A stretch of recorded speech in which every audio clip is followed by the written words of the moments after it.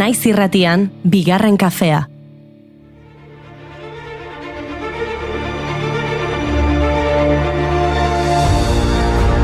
Houston, txekiatzen Jule, nahikoa volumen aldakoak askotan. Bai. A ber, kantatu pixkata ondago ezela.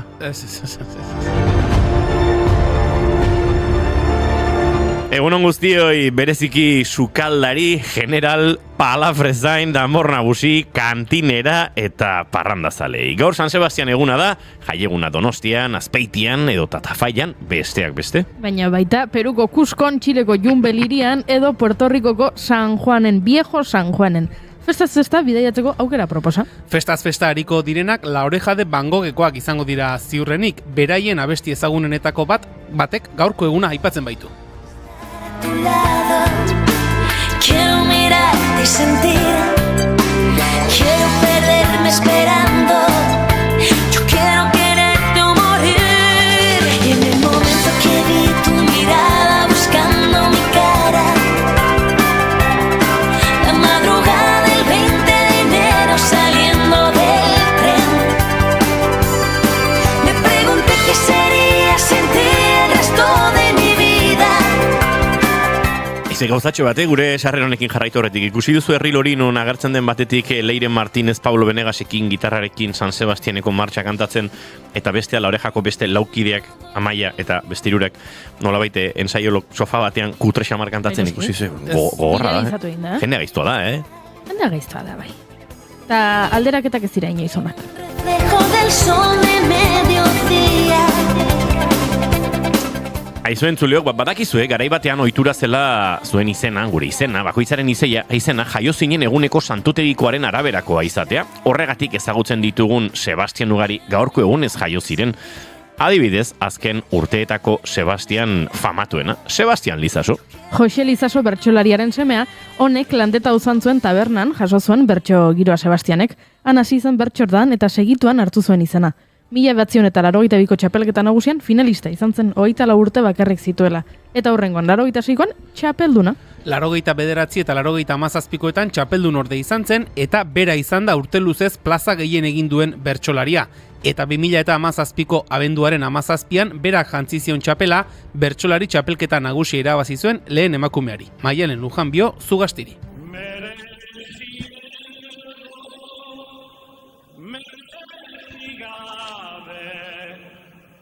Txapelda guzti kantari, bere zati bat eskaintzen diot, hurbildudan jendezari,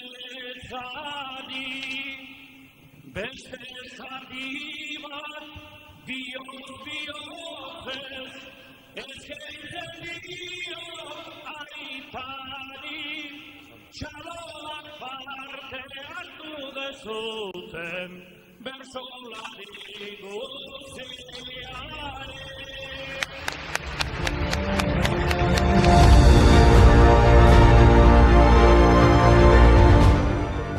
Eta bertxotan ari garela, gaurko egunez duela 91 urte lehen bertso gudua ospatu zuten Donostian, egungo txapelketa nagusiaren aurrekarian.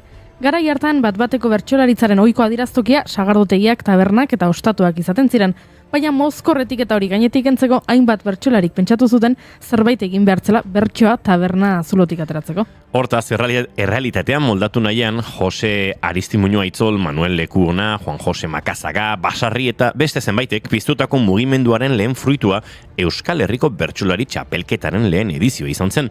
Esan dugun bezala, gaurko egunez ospatua Donostian. Puntako 20 bertsolari lehiatu ziren Donostiako Kursal Zarreko Poxpolin aretoa leporaino beteta zegoela, eta holtzan bertsolaritzaren bi eredu.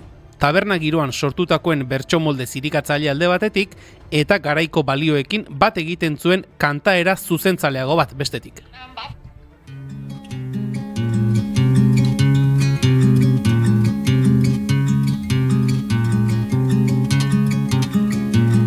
Zeruko aita barka itzatzupe katarien pausuak, Kantabriako deskalabruak dira delastimosuak, arbola eder bat dala medio jartzera nua bertsuak, 1000 urtean mantendu gaitu lau provintzia osuak, Mila urtean mantendu gaitu lau provintzia osua. Gutxien izan behar du mila urte pasatua. Arbola hundi bat bada Gernika nahitona batek sartua. Haren azpian egin omen zan fueruen juramentua.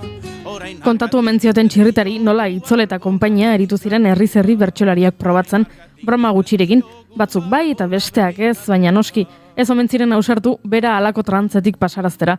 Pentsa, txirrita gaixoa, 75 urte betetzear, 140 kilo soinean, hankak izorratuta, hortzi gabe. Hantxe ziren saiburu txirritaren lehen guzua, txapel, alkain, lexo eta teieri txiki.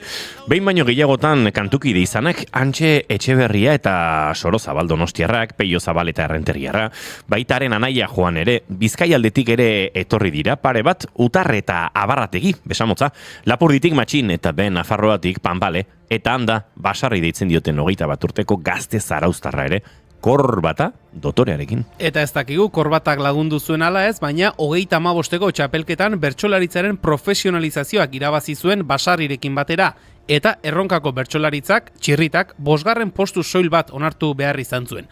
Urtebetera aldiz, txirritak Euskal Herriko txapela jantzi zuen. Bazala esaten zuten, gula saigen den artian, baina belaxe sartu hemengo, taberna eta elkartian. Oraintxe gaude 2020 urtian. Katalarria zabaldu zaigu Kantabriako partian. Gu itzalian eta kalian Andaluziko beruan. Baina Sebastian gehiago aipatu behar ditugu. Gaurko egunez, 1809 jaio zen Sebastian Iradier Salaberri musikagile arabarra. Pianoa eta organoa jotzen ikasi zuen umea zela eta 16 urte zituela Gasteizko San Miguel Goiaingeruaren elizako organista bezala lortu zuen. Ondoren, Aguraingo parrokiako organista plaza lortu zuen eta ara joan zen. Sebastianek bere betebehar musikal erlijiosoz gain, Hego Euskal Herriko goi mailako burgesiako areto pribatuetan modan zeuden abesti herrikoiaekiko zaletasun handia sentitzen zuen, eta bereziki gustatzen zitzaizkion boleroak. 1823an Aguraingo lanpostu horretatik baimena eman zioten 4 hilabetez Madrilen konposizioko ikasketak egin zitzan. 4 hilabete haiek hainbat urte bihurtu ziren. Madrilen oparoa izan zen Iradierren musika sorkuntza eta ospea lortu zuen. Opera konpainia bat sortu eta Parisen Estatu Batuetan, Mexikon eta Kuban aritu zen. Me ha visto salir, si no fui yo. Y una linda guachinanga como una flor se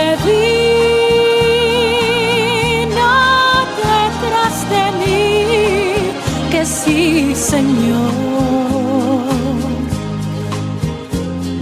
Si a tu ventana llega una paloma. Eta beste Sebastian bat aipatuko izuen dit. Sebastian Mendibil, Donebikendiko familia sozialista batean jaioa, 1931an Labe garaietan hasi zen lanean. 1936ko uztaileko estatu kolpea gertatu zenean, milizia errepublikarretan sartu zen, eta Gipuzkoako frontera joan zen borrokatzera. Iparraldeko frontea erori zenean Frantziari itsasontziz iristen saiatu zen, baina geldiarazi, atxilotu eta espetxeratu egin zuten. Baina Bilboko eskola pioen kartzelatik ihes egin zuen eta Frantziara joan zen, han Gurseko kontzentrazio esparruan preso hartu zuten. 1949an itzuli zen etxera eta Teodora Urkiagarekin ezkondu zen. 2014an zendu zen eta Errepublikako bandera jarri zioten hilkutxan berak eskatu bezala.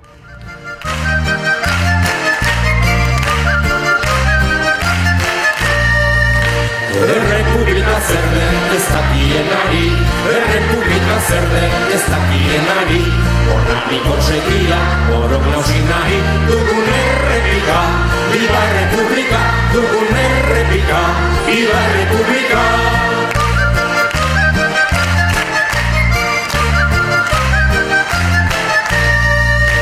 Liberte, egalite eta fraternite. Bueno, baina badago mundu bat, Sebastian Zarago, beraz, kontatu beharko diogu entzuleari, zer dugun gaurko ajearentzako menuan. Atzo astirik etzigun eman eta gaur egin beharko dugu puri-purian sekzioa. Horren aurretik, gazteak on egitasmoa ezagutuko dugu, etorkizuneko elikadura, bertakoa, ekologikoa eta osasuntxoa izan dadin gazteekin egiten den lehiaketaz ariko gara. Eta straight edgin edo horrelako zerbait ezagutuko dugu, punkien artean alternatiboenak edo alternatiba gutxiena dutenak. Eta animo, resakarekin zaudeten guztioi. Altxa burua!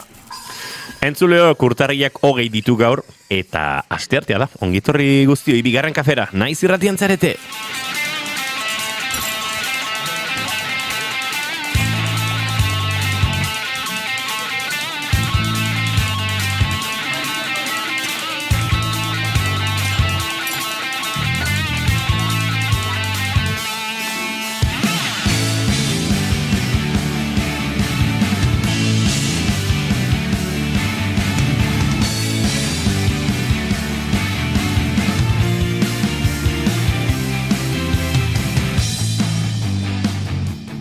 Zuekin entzuleok Julen Goikotxe Arbegozo, egunon? Baita zuei ere. Eta zuekin Goiuri ez eizarandia, egunon? Izketan ari zaizuen hau Inigo Asensio Lurbide gaur bigarren kafeak 1110 garrena du bai. Bat, 0. Oso zenbaki polita. Urtarriak 20, goizak 10 eta 18, eta gu 3 urrengo 2 orduetan zuekin bat, egiteko asmotan ongietorri guztioi, bai, naiz irratian zarete. Bigarren kafean, eta batzuk 3. hartu dugu jada.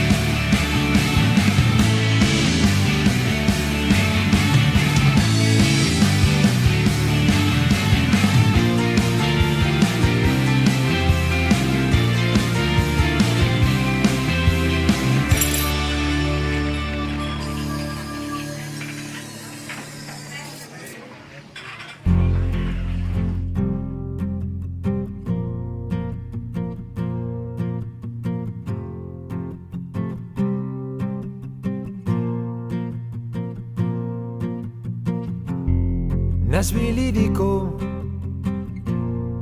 arratsaldetan eguzkiaren azken printzetan. Goizeko 10:20 entzuleok eta kantu zaharrak berreskuratu ditugu. Gaurkorako nik oso gustoko dute Mikel Garikoitz eta Denaliren country diskoaren Nashville iriko kantu hau. Eta tira, hemendik otu zait gaurko abiatzea. Malkoz guztirik begian. Eta gure txatean dagoeneko hasi zaizkigu hemen, egunon, bertsolarik, nik 2 urtez jai eukitzen on, gaurko egunez, pentsatzen dut, gorka, edo San Sebastian egunez. Bai, San Sebastianetan jai gaurko egunarekin izaten da. Bez, hori da 20, atzo, parranda egin, eta gaur, lanera joan berez izateko hori da. Oiuri, etzia zorpi hori jarri, Ez. Ari zara pixka bat, Ez nintzen ulertzen ari, eta orain ulertu dut, zer esan nahi duzu. Hementxe diote, nire maite duta da, etxea pixkanaka badoala, jargia badaukat, sofa erosita, oea iristear dago, ole! Ze azkar egin dituzun gauza, gorka, niri pila kostatzen zait aukeratzea? Claro, egun erdia zure txeko giltzen bila pasatzen duzulako, Goiuri. Karri alduzu txipotle. Zuza! Ba, ez aztu zaitek ez du balio, San Barrin duzu azetxera baino, orain txezin. Goiuri berandu hasi da dantzan, Juleneko betu egin du. Gutxi falta deinoteritarako, zegogok Dianarako eta ondoren gosaltzera. Hori izaten da. Dianan salto gebili eta gero gosaltzera joan. Maite duten tarteari egingo diogu lekua eta Julen Goikoetxeak kontatuko digu bere maite duta gure gonbidatuak eseritzen diren bitartean. Lasai utzi gauzak, zaitezte erotu. Guk badaukagulako hemen zer kontatua. Julen, zure maite duta? Bakoizetik bana, dakarkit. Maite dutezarekin hasiko naiz, ez dakit. gurean bada ohitura ez, mendian edo paseoan zabiltzanean, norbaitekin gurutzatzen baldin bazara, kortesiazko agur bat, ez, epa egunon edo horrelako zerbait esatea, niri esan gustatzen zait, norbaitekin gurutzatutakoan, horixe, kortesiazko agur hori egitea, baina aldi berean ulertzen dut, eta zilegi iruditzen zait, ez agurtzeko autua egiten dutenen autu hori. Ulertzen ez dudana da, norbaitekin gurutzatzera zoazenean, konturatzen zara 50 metroan zuri begira datorrela, eta gero zuk agurtzeko burua altxatzen duzunen, edo berari begira jartzen zarenean, begira da beste aldera kentzen duten jende hori. Eta gero eta gehiago dago, konturatzen zara zuri begira datorrela, zuetzoaz berari begira, baina une batean konturatzen zara zuri begira datorrela. Markatu Julen, baina ari nintzen hemen kableak eta pixatxukuntzen, eta momentuatan joan zait, mendiaz ari zara, bizikleta pasioan zabiltzanean, gurean bada ohitura bat, ez, elkar agurtzeko arena, edo dena delako, eta berriz diote, zilegi iruditzen zait, ez agurtzea, hori ja, berdin zait, baina 50 metro zuri begira pasa, eta gero agurtzeko une iristen denean beste aldera begiratzen duen jende hori, ez dut ulertzen, eta besterik gabe hori da maite duteza, eta maite duta berriz, aritu zarete, gaurko eguna, San Sebastian eguna, gora eta bera, ekarri nahi duko gora, iaz gaurko egunez, Aritz Alkuila lankideak egin zigun erreportaia, gau guztia Donostiako kaletan ibili zen, testigantza jasotzen, eta gero bater lorik egin egona etorri, erreportaia montatu zigun, eta une polita izan zen, gero berarentzako gogorra ere gogoratzen du saio amaieran gizara joaia bertan lo hartzen zegoela, baina polita izan zen, eta gora Aritz Alkuila.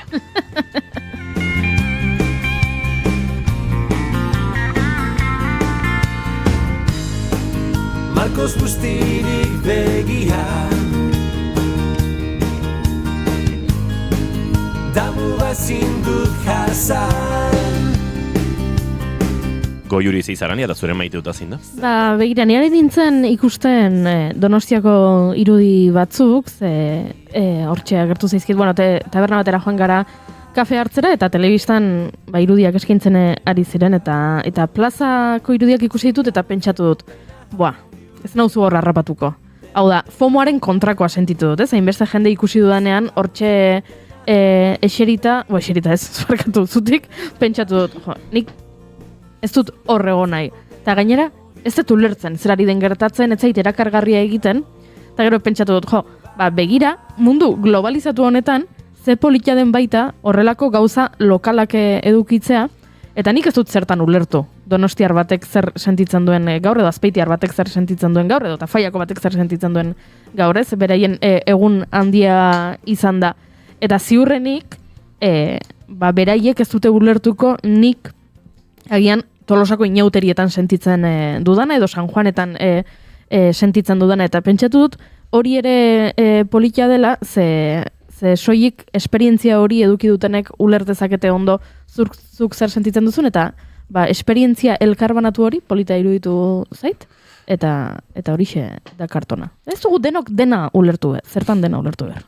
Ez, eta ala ere nik uste dut, eta nik jai ororen defentsa eta aldarrikapena egiten dut, jaiak behin ulertzen hasita eta behin murgiltzen hasita, uste dut denak egiten direla begitxu, eta denak direla orokorrean gozatzeko modukoak, naiz eta guk, igual oskoz gertuago bizi ditugun, baina auteriak, ez da, nik Donostiari izan gabe, Donostian lan egindakoa naiz, duela urte asko garai batean batele Donosti bezalako kate batean, eta kontakizuna zuzenan egiten, eta barrutik eta naiz eta kazetari lanetan, eta gero pixkat parranda giroan eta ulertu nuen oso ondo zergatik Donostiarrek, edo Azpeitiarrek, bizi duten hain pasio zorrolako festa bat, naiz eta niri kanpotik eta sueltasunean, danborrak jotzearen kontua, igual, xula gabe xamar egiten zaidan, baina egunotan jende asko ikusten dut, Donostiarri kritika egiten bezala, eta ez da egite, uste dut norbera gure festa egitugula, eta seguru norbait inauteritan etortzen balin badere sentituko duela batzutan, hemen zereginik ez duela, edo pixkat kanpo dagoela, eta...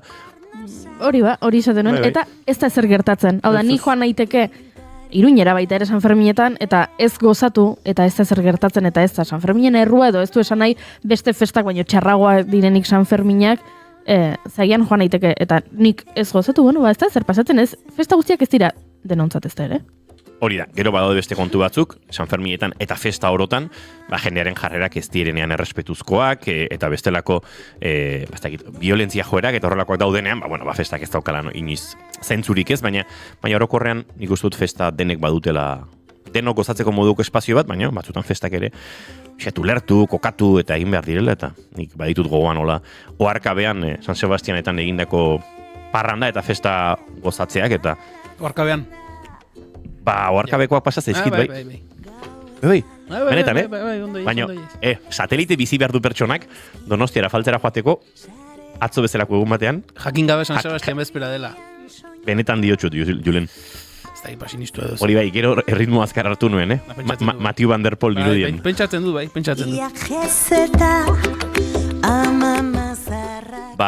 Nik xet iraganera joko dute, gustatzen zait mugikorrak gogoratzen dizunean duela urte bete zertan ari zinen, batzutan behintzat, beste batzutan akaso, oroitzapen hoiek ez dira inonak izango, baina nik duela urte bete, urtarriaren 20an, hemen ikusten ari nahi selfie bat, nire eguzkiarentzako txapela eta bizarra ondo luzatuta, Arkadio izeneko gizon batekin, Panamako eta Kolombia arteko mugan nengoen, hau, uste dut inoiz kontatu dudala, Antxe darien, estu gunearen edo tapoi delako horren, azken kanpaldietan, migrantek bideo egiten dute, Amerika Latinatik iparralderako bideo horretan, eta bertan dokumentala grabatzen enbiela, antxe negoen, bezperan darien zeharkatu berri ziren migrante haiek ja, nolabait, Panamako gobernuaren babesarekin edo ja, azken kanpalekura iritsi, eta handik Kostarrikaruntz bidea egin bitartean.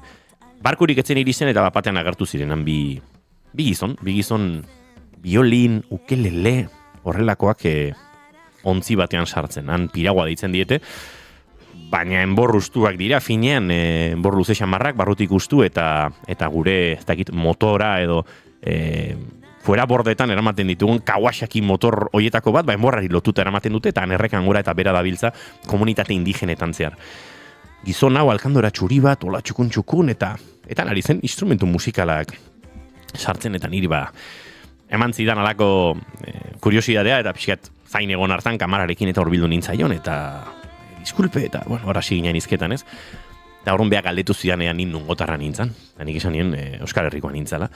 Eta berak, nik lagun asko ditut bertan. Nere buruan, lehenengo galdera edo nirengo kezka izan zen, akaso orain esango dit lagunak Bartzelonan dituela, ze hau asko gertatzen zaigu euskaldunoi izaten dugunean, Euskal Herritarrak garela, nazten gaituztela Kataluniarekin edo nazten gaituztela beste leku batzukin. Ez, honek ondo zekien. Eta orduan hasi zen kontatzen, berak Euskal Herrian ze lagun zituen, eta erakutsi zidan Anela Bakarekin, eta zein zen bestea? Beste bertsolari gazte bat Anela Bakaren garaikoan, Nerea Ibarzabaltzen hori da. Eta antxe bien selfia eta gizon hau hemen agertu zait, eta gero, biaduko edo mezutxo bat, galdetzeko ea zen muzdagoen, eta kontatzeko berari. Nerea Ibarzabalekin egon nintzela dola hilabete pare bat, eta antxe kontatu niola Nereari historia, bera etzen gogoratzen argazki hura atera zutenik, baina egin zuten Iñaki Muruarekin batera, alako bidei bat estatu batutara, ahozkotasunaren eta improvisazio oralaren inguruko olako, kedadizo batera, ez dakit kongresu edo zertzen hau, eta bertan, Arkadio izeneko gizon honek, argazki bat atera zuen aurekin, eta Iñaki Muruarekin, beste batzutan ere topatutakoa zen, eta bazituen Euskal Herrian lagunak, eta ondo ari zen. Eta gaur gogoratu dit mugikorrak hau, eta egia esan, eman dit alako poxa, eta hause kontatu nahi nizuen, eta hause da nire maite dut. Hementxe gure txatean, azken mezurik baute dugun, Goiuri inauteritan ostegun gizen jende hauten da, ez? Bai, jende asko egoten da. Bai. Baina galdera honi pixkate nabardurak egin barko bagenizkio. Ez igandean bezain beste. Hori, ostegun gizona nahiko Tolosarrentzako egun bat izaten da, ondo hartzen dugu kanpoko jende ostegun gizenean, gorka, lasai, baina bai izaten da egun bat, nahiko giro goxoan eta nahiko herriko giroan nolabait inauteriari ongitorria ematen zaiona. Baina nahiko ikua izaten da, ez dakit Tolosar bat lantaldean bali maduzu, Tolosar horrek gonbidatzea lantalde guztia Tolosara bazkaltzera, eta olako kontuak hemen urtetan ikusitugu miluzeko lagunak ere, ez dakit, Tolosarra miluzen lehen kik ezen, orain antxon. Eta logikoa da baita ere lantaldeko Tolosarrak urrengo guna jai hartzea. Hori ere bai, baina niri gertatu zait, Donostian lan egina, eitemen lanean ari nintzelan Biramonen, lantaldeak ez oso ondo ulertzea, ez ostiralean. Guk saioa, momentu hartan igandean egiten genuen, eta nik astelen hartu nuen jai.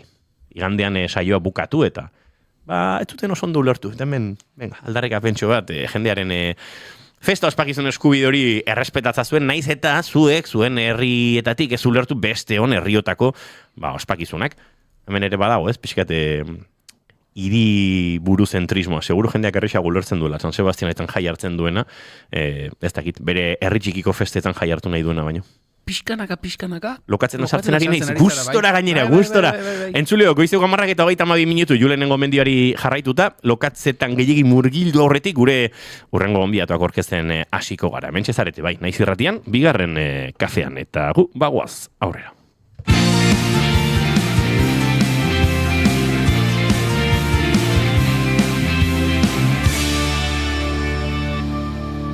Emaiozu bigarren aukera bat egunari.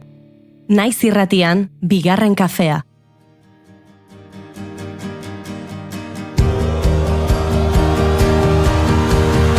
Errepira miluziaetan aurrera goaz nahi gabe. Etorkizuneko elikadura bertakoa, ekologikoa eta osasuntsua izatea sustatzen duen egitasmo bat da Gazteak On. Bidasoalde Zabaleko DBH eta kolegio adinetan dauden gaztei zuzenduta dago eta bertan parte hartzen dutenei bideo bat egiteko eskatzen zaie elikaduraren inguruan. Neurri batean kontzientziazio helburu duen lehiaketa bati buruzari gara eta izen ematea azken egunetan denez gehiago ezagutzeko helburuz gonbidatuko ditugu antolakuntzan dabiltzan Maili Lekuon Artola eta Oiana Galardi Ogailar bigarren kafera. Egunon bikote eta ongi etorri. Egunon. Zer modu zarete? Ongi. Bai. Bueno, bikote, laster hasiko gara Gazteak On egitasmoari buruzko galderekin, baina gure gonbidatu guztiei entrevisten hasieran bi galdera egiten dizkiegu eta hoiek goiurik egingo dizkizue. Nik biak botako ditut eta zuek erabaki zeinek erantzungo duen zein. Lehenengo galdera da, orain etorriko balitz zinema zuzendari bat. Eta esango balizo, bakoitzari, ez? Zure bizitzari buruzko pelikula egingo dut. Gaina pelikulan ezin dut kontatu jaio zinenetik orain artekoa. Kontatu ezaket soilik zure bizitzako etapa bat. Galdera da, ea ze etapa aukeratuko zenuken, gero horrela pelikula batean islatuta ikusteko. Hori, lehenengo galdera zuetako norbaitek erantzun barko duena. Eta bigarrena, nola irudikatzen duzue, edo nola gustatuko litzaizuke behintzat izatea zuen funerala, zuen hileta. Galdera hau, batzuk esaten digute, hori gauza serioegia da, beste batzuk txantxetan hartzen dute, nik bota ditut biak, pelikularena eta funeralarena, eta orain zuek erabaki nork erantzungo duen, zein? Niri berdin zait, bota aukeratuzuk. Ni igual funerala. Ados, ni neu hasiko naiz. Igual, ez dakit, nere bizitzako zein pasarte pelikula batean. Ez dakit, igual haurtzarora joko nuke. Nere auzoko haurtzaroa. Nere, ez dakit, udak kalean jolasten, ama balkoitik atera eta benga bazkaltzera edo mendaria prest duzu edo ez dakit ni niretzako haurtzaroa oso garai zoriontsu bezala gogoratzen dut eta orokorrean aurrak begiratzea ikustea haiengandik ikastea asko gustatzen zait iruditzen zaidalako direla orokorrean aurrak ez dakit emozioen makinak gauza asko egiten dituztela, erakusten dituztela, eta batzuetan etzaiela nahikoa atentziorik jartzen, orduan ni haurtzaroarekin geldituko nintzateke. Bale, ni nire funerala ari naiz pentsatzen orain zure haurtzaroan, haurtzaroan funeraletara joaten nintzenean beti izaten zela elizan eta usai, dentxo hori, jende asko, eta niretzat hori ez, mesedez. Ni oso naturazalea naiz, eta nire funerala imaginatzen badu da baso batean, eta jendea ospatzen, bizia ospatzen basoan eta naturaren erdian. Hau, inguruekin berbalizatu duzu? Inguruekin, ez dut berbalizatu erenekan. Nik behin gurasoak jarri nituen normai inguruan afaltzen, esan nahi gauzat kontatu behar dizuet. Psiatola tenso jarri zen, lehengo batean, funeral batean, hausnarketa ontara iritsi nintzen. Ez dut, gertatuko balitz, zuek baino lehenago hiltzea, naturalena kontrakoa izateke, baino gertaliteke, ez du nahi inolaz ere, eliza batean funerala egitea. Biagatu ziren nola pixikatzea tenso xamar, zen, ez da dramarik hemen. Ulertzen duzu eta, bai, ados. Gauza hauek, gero, inorek ez dugu nahi, baina gertatu zen direnean, jendeak ez dauka, heldu lekuri jendeak ez daki, zer nahikote zuen eta hasi inguruari kontatzen. Oraintxe bertan pentsatu dut, ez? Orain arte dut honetan pentsatu, baina bai egia da hasiko naiz komentatzen. Bai, hola, laupagos pertsonei behintzat daizue, nire funerala antolatzea gokitzen bazaizue, gida liburu hause. Zerbitzu hori ere eskaintzen du bigarren kafeak, hau denak grabatutak geratzen dira, beraz, hori egia da. Gure gonbidatuetako norbaitek zerbait gertatzen bazio, ezkenuke nahi, baina bere ingurukoek, hemen baduten zeri entzunbida. Agian orain WhatsApp asutan hasiko zaizue, jendeak bere proposamenak eta pentsatutakoak, baina inoiz ere elkarbanatutakoak, adierazten. Aizu, badago wedding planner kontzeptua ez kontzetarako, izan gaitezkegu funeral planners. Funeral planners? Gauzat esango izut, niri funeralen baten kudeak eta egitea egitu zait, funeralen bat gidatzea, nolabait, bai, apaizez aurkezle dolanak egitea ere bai, benetan mundu bat dago funeral edo agurtzeko bestelako modu horietan, alternatiba horietan, eta oso askotan gutxi landutakoak, eta instituzioetatik ere askotan hau udaletxeetan lan egiten duten, zinegotzi direnekin, batzutan nola, aipatu izan didaten horbaitek, espazioen beharra.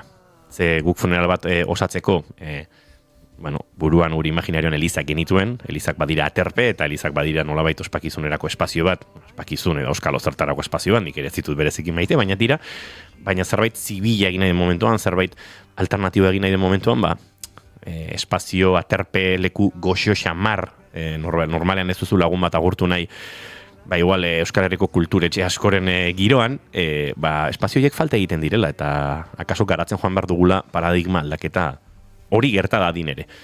Men Jurgik izaren noiz benka kantua entzuten ari garen bitartean, igual gaiari ere aurrera pausa mamar diogu eta murgiluko gara Julen. Gazteako egitasmoa ezagutzen. Hori da, bestela hemen lortuko dugu, funeralen inguruko, ez da egite, sinposio batean bihurtzi erratxaio, eta hori erezken nuke nahi, baina, hausnarketa hor gera bedi. Mai eta Oiana esan dugu, izen emateak martxan direla, urtarrilaren 31an itxiko da okerrezpadan dago gazteako egitasmoan izen emateko epea, izen emateko, gero esplikatuko dugu, izen ematen ostean egin behar diren pausoak. Ez dakit, baduzu informazio hori, zer moduz doazen izen emateak edo nola dago gauza? Bueno, nahiko beti garai honetan ibiltzen gara urdurituak, ez? Jendeak ez daukagulako izen ematen nahiko, kolokan egongo den lehiaketa edo ez, eta azken momentuan joaten dira heltzen, ezta? Eta hortaz hitz egiten gentozen, justo onerako bidean, ez? Ea betiko egoera, kolonka egoera horretan gauden, ea nor animatuko zaigun, zeinekin izan ditugun elkarrizketak, zer nolako feedbackak izan ditugun, orduan, behintzat hemendik animatu nahi ditugu. Ikastetxe horietako irakasle edo gaztetaldeak pausoa ematera, iazko esperientzia ikusi eta zerbait atsegina eta polita delako, eta baduerako bere oihartzuna eta baduerako bere inpaktua. Zentzu horretan, ikastetxeetako irakasleak eta ikastetxeekin egiten duzuen lanketa hau izen emateetan eta beraien laguntza edo konplizeak izaten dira ikastetxeak? Bueno, askotan ikastetxeak, beraiek gidatzen dituzte aurrak, ez? Eta beraiek egoten dire, informazioa eskatzen eta laguntzen, ez? Orduan bai konplizeak dire, baina gu ere bai laguntza asko eman behar diegu. Esan duzue, iazko esperientzia aipatu duzue, iazkoaren ostean aurten bigarrena, iazkoaren ze balorazio? Egin zenuten nola joan zen iazkoa, lehenik eta behin? Iazkoa lehenea zenez, orduan, iruditzen zitzaiguna aukera batzela eta hasiera batean, izu zibili ginen izen ematen kontu egerekin, ezta? Lehenengo aldiz egiten genuen lehiaketa hura, ez zegoen horrelako ibilbide bat, jendeak ez zuen ezagutzen, eta bereziki, Maik esan duen bezala, ikastetxeak edo irakasleak gure konplize izaten dira, izan behar lukete edo izatea nahi dugu, baina aldi berean, kontziente gara ikastetxeengan pisu asko jartzen dela. Ez? Kurrikuluma bera garatzeko, gehi 11 zehar lerro garatzeko ere, ez? Orduan, beti ikastetxeek izaten dute 11 proposamen, 11 konpromiso, eta abar luze bat. Orduan, hori ere ez da erraxa irakasleentzako, batzuetan bihurtzen da, ez dakit, X edo Y irakaslearen motivazioaren baitakoa, orduan guk oso argi genuen, ez genuela pisu estra bat eman nahi, ikastetxeei edo arduradunei, ez? Gure egitasmoaren funtsa nahi genuena zan izatea egiten ari ziren zerbait, hor borborrean zegoen ideiaren bat hartzea eta hori bideo moduan plazaratzea, ez espresuki proiektu bat abiatzea edo gauza berri bati ekitea, baizik eta dagoeneko egiten ari ziren zerbait adieraztea, kanporatzea eta ikustea zein inpaktu duen horrek kanporaka. Bai, eta gero ikusten genuen ere bai, ideia interesgarria zela, ze askotan eskola desberdinetan irakasle bakoitza dago prestatzen bere programa, zer egiten duen bere klasearekin, eta bilatu behar ditu ideiak, informazioa eta bar, ez? Ta, ikusten genuen lehiaketa hau ere bai, modu bat bezala partekatzeko ikastetxe ezberdinen artean zertan ari ziren ikastetxe bakoitzan eta igual ideia berriak ekartzeko eta bar, ez? Orduan, ez genuen lan gehiago sortu nahi beraientzat, baizik eta aukera bat, ez? Partekatzeko eta ospatzeko zertan ari ziren eskoletan. Zentzu horretan aipatu dugu DBH eta kolegio garaiko adintxuko gazteentzako dela, ikusentzuteko formatu hori bideogintzarena amu ona da gazteak erakartzeko? Beno, ez dakite amua den gazteak erakartzeko, iruditzen zaigu formato bat dela oso gaur egungoa, non gazteak nahiko eroso sentitzen diren. Ohituak daude eta asumituta daukate, bai bideogintzan, alegia kamera baten erabileran, muntaietan, batzuek ere bai kamararen beste aldean edo kamararen aurrean agertzen, guk ez dugu nahita nahi ez, parte hartzaile guztiak ez ditugu behartzen kamararen aurrean ateratzera. Ez da hori helburua. Baina, bai, nola irudikatu beraien ideia hori, beraien proiektu hori, eta horrekin, horrelako 2 minutuko bideotxo bat egitea, ez dakite, produktu gixara. Kontuan izanik, edukia dela garrantzitsuena eta interesatzen zaiguna. Iaz jaso zenituzten lanetan, badago, ez dakit, nola baitere nagusitzen den patroi bat bideoetan, edo badago, ez dakit, bideoen eguneko desente bat antzekoak dira, edo gai baten inguruan dira, edo mota honetakoak dira, badago nola baitere gazteen artean somatu duzu errepikatzen den patroiren bat? A ber, egia esan ikastetxe bakoitzaren esku nola planteatzen duen horrek badaukala eragin bat. Guk ez baitugu gidalerrorik ematen bideoaren formaren inguruan. Orduan, ikastetxe batean adibidez erabili zuten erronka gisa. Orduan irakasleek proiektu bezala hartu zuten, erronka bat bideratu zieten ikaslei, eta orduan erronka hori erantzunez, formatu antzeko bat zeukaten, hainbat bideok. Beste ikastetxe batean, egin zutituzten aurrelanketa batzuek, eta orduan aurrelanketa horien ondorio bezala proposatzen zituzten ideia batzuek. Orduan azkenean da, momentu jakin batean, ikastetxe batean, edo irakasle arduradunak, gaia lurreratzeko, agian erabiltzen duen arrazoia ikus daitekena atzean. Ez bereziki artistikoki edo ikasle ezberdinek zer eta nola erantzun eta abar, ez? Orduan iruditzen zaigu, iazko edizioa izan daitekela baliagarria baita ere irakasleentzako adierazteko begira. Modu honetako aukerak jarri dira mahai gainean. Zuk gai hau lurreratu nahi baldin moduzu zure ikasleekin badituzu, aukera edo adibide batzuek proposatzeko, eta noski, azkenean ikasleen sormena hor dago eta balioan jartzen dugu, baina ez dadila hori zerbait beharrezko bezala edo ez dadila izan guk jartzen dugun baldintza bat. Bai, zegu gero azkenean irizpidetan dago originaltasuna, hizkuntzak, mugan gaudenez, euskara, gaztelera eta frantsesa agertzea, nahi duten erara, baino 3 hizkuntzak agertu behar dire. Gero formatoa, horizontalean egotea, eta esakizen, baino ez ditugu benetako muga handiak jartzen, ez? Eta hori da benetan, beraiek ikusteko zertan ari nahi duten. eta usteko, zegero adibidez, igual beraien akonpainatzaileak, bai, elikadura lantzen ari da.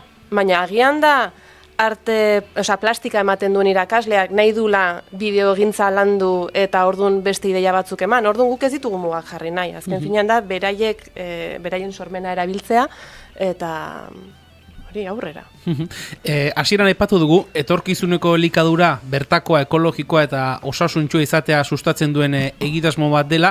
Ez dakit, proiektu bat, egitasmo bat horrelako zerbait martxan jartzen denean, alde batetik helburu batzuk daude, lortu nahi diren helburu batzuk daude, eta bestetik askotan egoten edo batzutan mintzat egoten da egitasmoa martxan jartze horren atzean, nola baitere gabeziaren batzuk edo utxuneren batzuk somatu direla. Kasu honetan elikaduraren inguruan somatu dira utxun edo gabezia horiek hau martxan jartzeko? A ber, Oianak labore txingudin lan egiten du, eta nik maila permakulturan, eta elikadura biok lantzen dugu.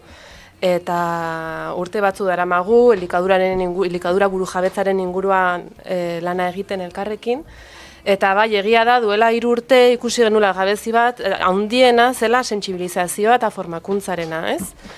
Eta hor izan genuen, gure brainstorming bat egon denela hitza egiten, eta komentatu genuen azkenean, ez genuela berriro berdina ekarri, guk ekartzea, hau da horrela, hau ez dakiz, beti ekartzen dugula informazioa goitik bera bezala, eta zuk juten zera, un poco estilo patronizador, ez? Zaudela esaten nola egin behar diren gauzak. Eta hor, biei gustatzen zaigu, askonik 3 aurra ditut, Oianak asko lana egin du gazteekin, eta esan genuen eta igual, gazteekin egiten badugu proiektu bat, beraien ideiak jasotzen baditugu, beraiei ematen badiegu ahotsa.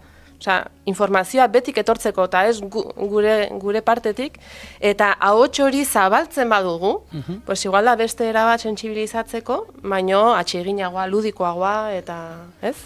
Hien berean, konturatzen ari ginen sentsibilizazio behar horretan, badagoela joera bat esateko gazteak sentsibilizatu behar ditugu, ez? Gaztei beraiek hor duten etorkizun hori, etorkizun negatibo bezala aurre ikusten da, orduan gaztei begira eta aurrei begira egin behar da guztia, eta sentsibilizazioaren gaian zer esanik ez. Orduan, egin batean, ados egon gintezken, baina ez erabat. Ikusten ari garelako, gazteengan pisu handia jartzen ari garela, beraiek dira etorkizuna, orduan, tori zuen bizkar gainean arazoa, etorkizunarekin, ingurumenarekin, elikadurarekin, zerikusia daukaten gai hauek oso modu negatiboan ikusten ari garelako, eta azer datorkien nahiko helduen arteko diskurso oso zabalduta dago, eta hori gazteen sorbalda eta bizkarren gainean jartzen ari gara. Eta ikusten ari ginen, horrek kontrako efektu bat izan dezakela. Alegia, ez utzi guri arazo honekin, eta horren aurrean edota emozionalki ezin eutsi daitekeen karga bat jartzen ari diegula, edota bestela, aizu, neri honekin pakean utzi eta kontrako jarrerak bihurtu. Orduan esaten genuen beno. Gazteak, aurrak ari dira lanean, badituzte ideiak. Ez da bakarrik etorkizunera begira zer, eta egun, zertan ari dira, kezkak badituzte, nola lantzen ari dire kezka horiek, nola plazeratzen ari dituzten kezka horiek. Orduan, guretzako garrantzitsua zen beraiei ahotsa ematea, irakasleekin batera, elkarrekin, eta aldi berean egiten dituzten lanak publiko heldua sentsibilizatzeko baliagarriak izatea. Alegia, gu lanean ari gara. Nahikoa da esatea zuek zarete etorkizuna, zer egin behar duzu etorkizunean, biharko ez dakitzer eta bakitzer. Ez, gu jada ari gara. Orduan, hori azaleratzea. Horregatik ere, lehiaketanen formatuan, 2 sari aurreikusiak dauzkagu edo 2 sari ematen dira. Bata epaimailarena, non irizpide tekniko ezberdinak baloratzen dira, maik esandakoa ez, bai originaltasuna, bai grabazioaren aldetik, eta horregatikan epaimaiaren baitan bilatzen ditugu ingurumen arloan dabiltzan pertsonak, elikaduraren gaian dabiltzan pertsonak, hezitzaile edo irakasle direnak, ardura publikoak dauzkaten teknikari edo eta hautetsiak, ez? Hori da bilatzen duguna epaimai horretan, baina aldi berean publikoaren saria edo herri egitarren saria ere hor dago. Zergatik, iruditzen zaigulako oso garrantzitsua dela gazte horiek egiten duten lana beraien inguruan, beraien komunitatean zabaltzea. Familia eta lagunak lehentasunezko harreman sare hori osatzen dutelako, eta horiengan ikusteko begira zer egin dugu, begira zer egiten ari garen, eta bizilaguna, ondokoak, azkenean eskualdean baldin badaude bideo desente, espaldin bada zure senide batena agian bizilagunarena delako, ez? Eta orduan hor ere bai, bideo horien mezuak biderkatu egiten dira. Eta horiek dira, helduentzako eta modu bat ere bai sensibilizazio publiko helduarengan egiteko.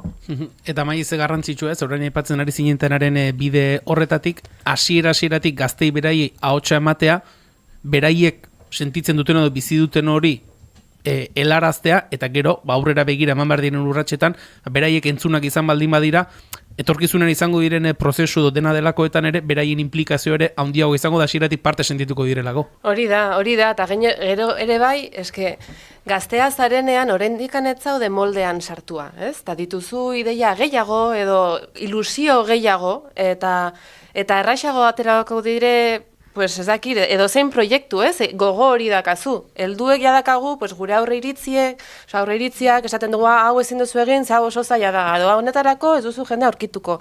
Edo beti gaude, pues hau ez.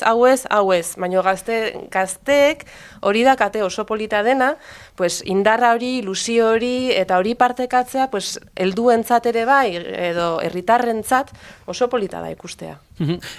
Ari gara bideoi buruz hitz egiten, uste dut Inigo lagintxo bat, iazko lanetako bat streaming bidez jarraitzen gaituztenek ikusteko moduan bagaudela, beraz jarriko dugu, pixka bat guk entzun egingo dugu, baina streaming bidez ikusten gaituzuenok, ikusiko duzu zertaz ari garenaren lagine argi bat izateko iazko lanetako bat.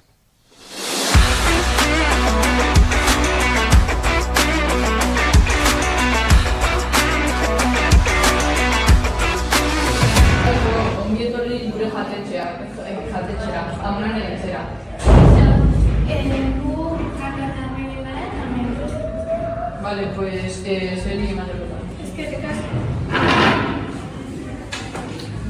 Eta zer nahi duzute jateko? Sopa eta hola. Maio, Janor, ari gara lagin bate entzuten, lasterre amaitu egin behar du, baina pixkanaka sartu nahi dugu, hori lehen aipatu dugu izen emate irekita dagoela, esan dugu, urtarrilaren 31 arte izen emateko aukera, eta ondoren etorriko da bideoa edo bideo hori entregatzeko epe bat, ezta? Bai, orain izen eman eta gero, aste santuak arte gutxi gara bera dakate bideoa entregatzeko. Orduan badaude oraindikan beste 2-3 hilabete, uste dut, bideo bat egiteko.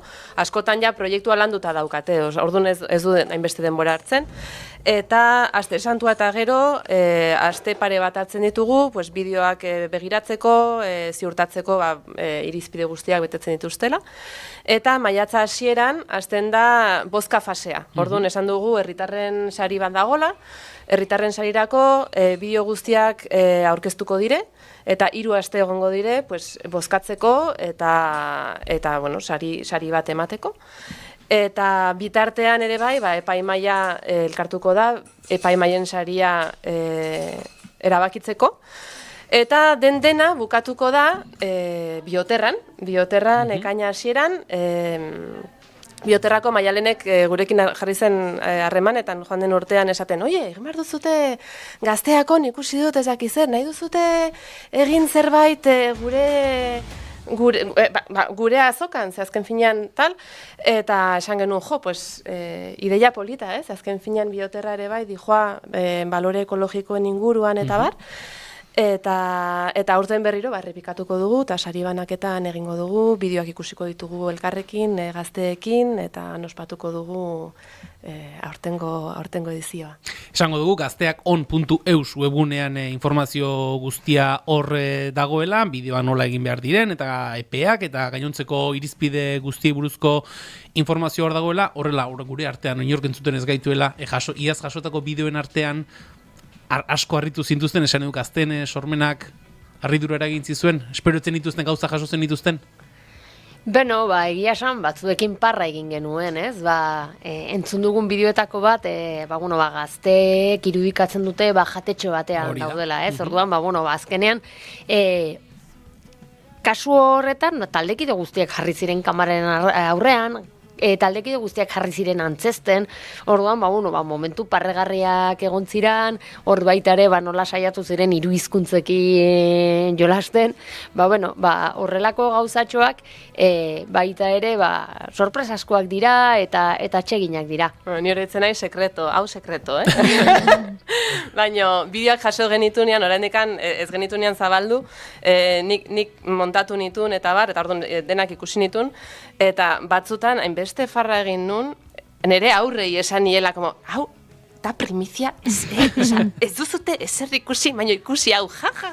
Eta honintzen nire etxean familiarekin ikusten, besti erakutsi baino lehen. Esan da geratu da, gazteak on ekimenean parte hartzeko izen amateko epea, urtarrilaren 31an amaituko da, besteren artean, Labore Txingudi, Endai Jakob eta Maia Permakultureren ekimenez antolatutako lehiaketa, Maili Lekuon Artola eta Oiana Galardio Gaiar, mila esker, bigarren kafera hurbiltzagatik eta gazteak honen ingurukoak azaltzagatik.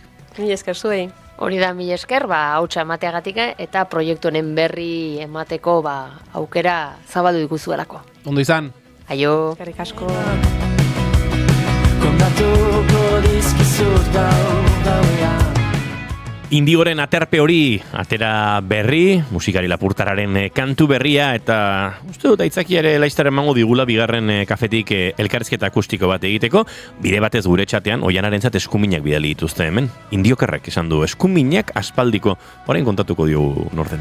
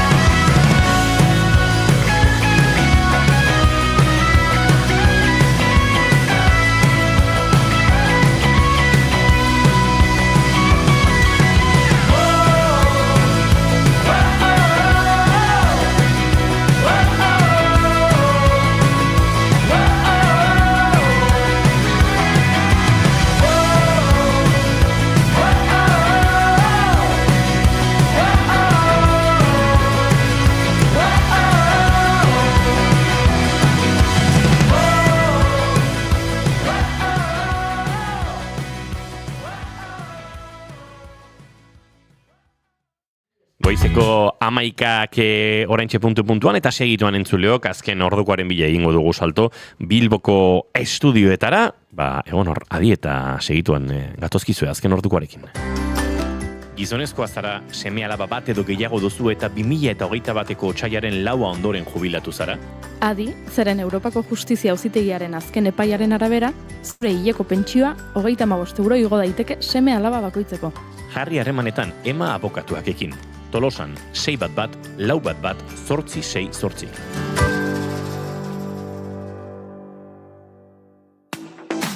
Naiz irratia, zuk nahi duzunean entzuteko aukera duzu egun osoan zehar. Bai irratia piztuta eta baita online ere. Goizean goiz hasi eta gauera arte, informazioa, musika, kultura eta beste 11 gai jorratzen ditugu zurekin. Egunon Euskal Herria. Goizeko 8 eman berriak egunon daizula. Egunon guztia. Arratsaldean. Arratsaldeko 8 dira, ongi etorri naiz irratira. irratia.naiz.eus webgunean sartu eta goiko bannerrean agertzen den zuzenean entzun botoia sakatzen baduzu, une horretan bertan eskaintzen ari garena bertatik bertara gozatzeko aukera izango duzu. Zer zarte, kamionetan, kamioian ere musikakin eta juten diran eta bai. Ez dakit, korri pixkat ere egin beharko du, ze gainera Goiuri azken aldien entrenatzen ibili da, eta uste dut. Demora guztin ez du balio, kamionetan sartuta. Ez. Ilusio guztienak animatzen diteu korrika egitea.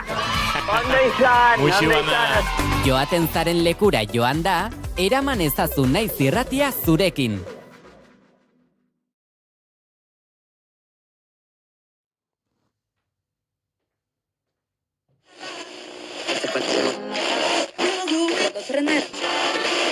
Ez dara konturatzen, iaia, noiz datorren aldaketa, bateria batetik, organiko gotik, elektronikora pasatzen dira. Eguerditan irekitzen dugu musikariako mikrofonoa. Euskal musika eszenaren berritasunak ardatz. Kaixo, Fermin. Opa, kaixo. Aritzartola, Gabon. Kaixo, Gabon. Bide Hernando Muñoz, Inigo Etxarresistiaga. Gabon. Gabon. Aurkezpen berezirik ez du behar, baina aurkeztuko dugu Ruper Ordorika. Hemen daukagu gurekin. Gabon, Ruper, zer moduz? Ondo, eskerrik asko. Josuna Arakistain, eguerdion. Kaixo, eguerdion. Zer moduz zaude? Osondo? Bai, egualdi honekin, eta kantu berri ateratzen, eta... Bai, ez da. Bai, dena ondo. Anari Alberdi Santesteban, Azkoitiarra, eta hemen daukaguna. Kaixo, Anari, zer moduz? Kaixo, ondo. Eta gauero, 10:00 aurrera, musikarien lanei behar duten tartea eskaintzen diegu. Musikaria, egunero, eguerdiko 12 eta laurdenetan, eta gaueko 10:00. Naiz Irratia. Entzuleo goizeko 11 eta 3 minutu, bagoaz azken ordukoaren bila Bilboko estudiotara antxe, Itxaso Leon Kareaga lankidea. Itxaso, egunon? Barkatu Itxaso, ez da... Orain bai, barkatu Itxaso, aurrera. Kaixo egunon, orain bai, azken ordukoaren baitan aipatu dezakegu Tubacex eta ITP Aero enpresek eranskin komertzial berri bat sinatu dutela beren epe luzerako akordioarekin. Motor aeronautikoen 4 programatan duten lankidetza zabaltzeko eta zehazteko haien dibertsifikazio aeronautikoa indartzeko helburuz. Taldeak Salem filial Ipar-Amerikarraren bidez parte hartuko du programetan. Tubacexek ohar baten bidez jakinarazi duenez, akordioa turbo propulsatzaileen industriaren eta Tubacex Salem Tubacex taldearen konpainiaren artean formalizatu da. Enpresak azaldu duenez, vertikalki integratutako konpainia den aldetik, Tubacexek material aurreratuen baliokate osoa kontrolatzen du, hasi metalurgiako laborategietako aleazioen diseinutik, altzairutegitik eta odiaren fabrikaziotik, eta merkatuko ingurune zorrotzenetako batzuetan jarduten duten doitasun handiko odiak entregatzeraino. Josu Imaz, Tubacexeko CEO-aren hitzetan, hitzarmen komertzial berri honek, ITP Aerorekin duten lankidetza maila altuago batera eramaten du. Eta bestalde jakin dugu autopsiak baieztatu duenez, abenduaren 29an Las Losinas auzoan izandako sutean hildako gizon batenak direla Ortuellako txabola batean kiskalitako gorpuzkiak. Elkorre egunkariak jakinarazi duenez, 50 urte inguruko gizon bata, eta haren gorpoak ez zuen bestelako lesio traumatikorik edo ebakirik. Halere, ertzaintza oraindik ikertzen ari da sua zerk eragin zuen hilketa baztertzeko. Ez ezagunaren gorpuzkiak kontatu genizuen pasaden astean, sugarren bazka izan zen txabolaren barruan aurkitu ziren, txabola hori Bihurgune ugariko errepide batetik gertu zegoelarik. Aipatutako komunikabidearen arabera, gizonak Kadegal auzokoa zen jatorriz, baina haren senide batzuk ezkerraldean bizi dira eta hauek denbora asko zeramaten berari buruz ezer jakin gabe. Drogekin eta justiziarekin arazoak zituela kontatu dute. Ertzaintzak gertatutakoaren berri izan zuenean ingurua ikuskatu eta gorpua jaso zuten eta Bilboko Auzitegiko Medikuntzako Euskal Erakundera eraman zuten autopsia egiteko. Eta amaitzeko informazio praktikoari dagokionez esango dugu bidelanak ezarri dituztela Gipuzkoa 6-3 errepideko 12. kilometroan, Azpeitian, eta Txandakako zirkulazioa ezarri dutela beraz bertan. Murrizketak dituzte 3 metro baino gehiagoko ibilgailuek. Besterik ez ordu honetan behintzat, 12etan jarraituko dugu aktualitatea kontatzen. Eskerrik asko Itxaso Leon, aurrera egingo dugu, bigarren kafearen, bigarren kolpe honetan.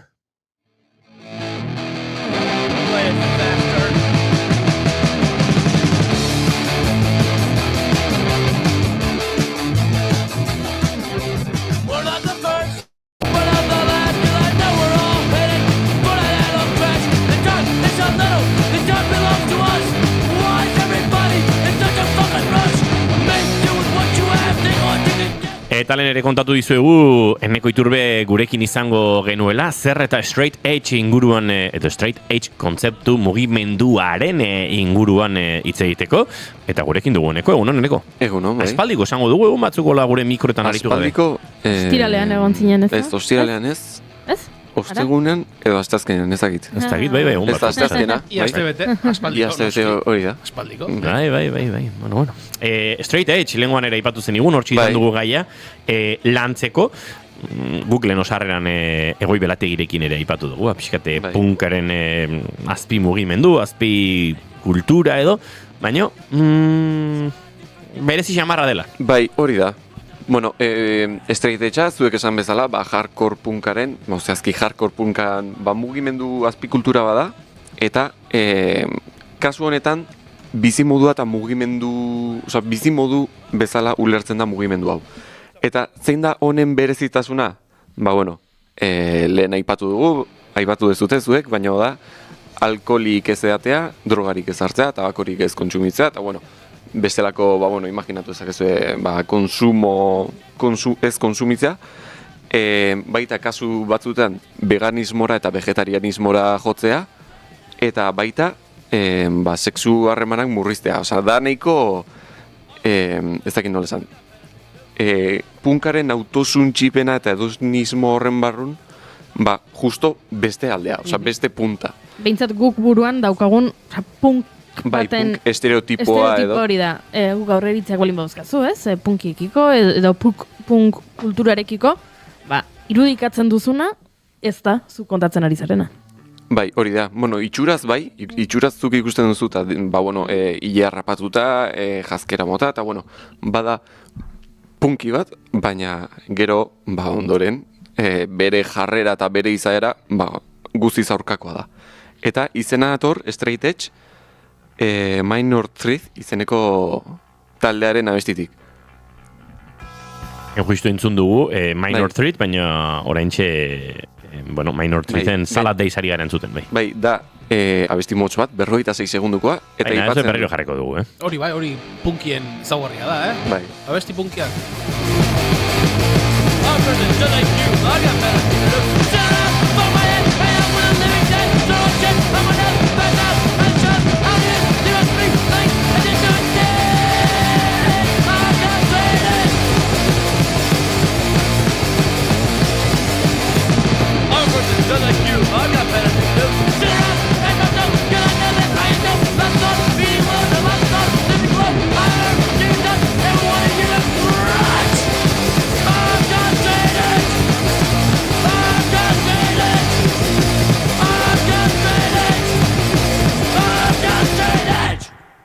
Eta hoxe abestia? 46 segunduko abesti batek hainbesteko eragina eduki du izena jarri diola... Jendeak larroa jotzeari utzi diola? Mugimendu bati. Ez dakit, ez? 46 segunduko abesti batekin. Mateu. Bai. Ez, baduk bere jatorria, mugimenduak. Eta bereziki baita mugimendu honek badu ikur bat, eta hori da isa bat. Eta bere jatorriarekin zer ikusi daka bai ikur honek, eta mugimendua sortzeak. Isa hau normalean bi eskuetan markatzen dute, hemen eskuaren gainazalean edo tatuatuta edo batzuk baita bizkarrean, hanketan, eta isa hau da ikurra, identitate ikurra, straight edge, straight edge mugimenduan, eta honek jatorria du 1980an, Teen Idols izeneko punk taldeak estatu batuetako kostaldean bira bat egin zuen, eta San Franciscoko Mabuhay Gardens klubera iritsi zirenean taldeko kide guztiak 21 urtetik bera zituzten. Eta estatu batuetan edateko adina 21 urtetik gorakoa da.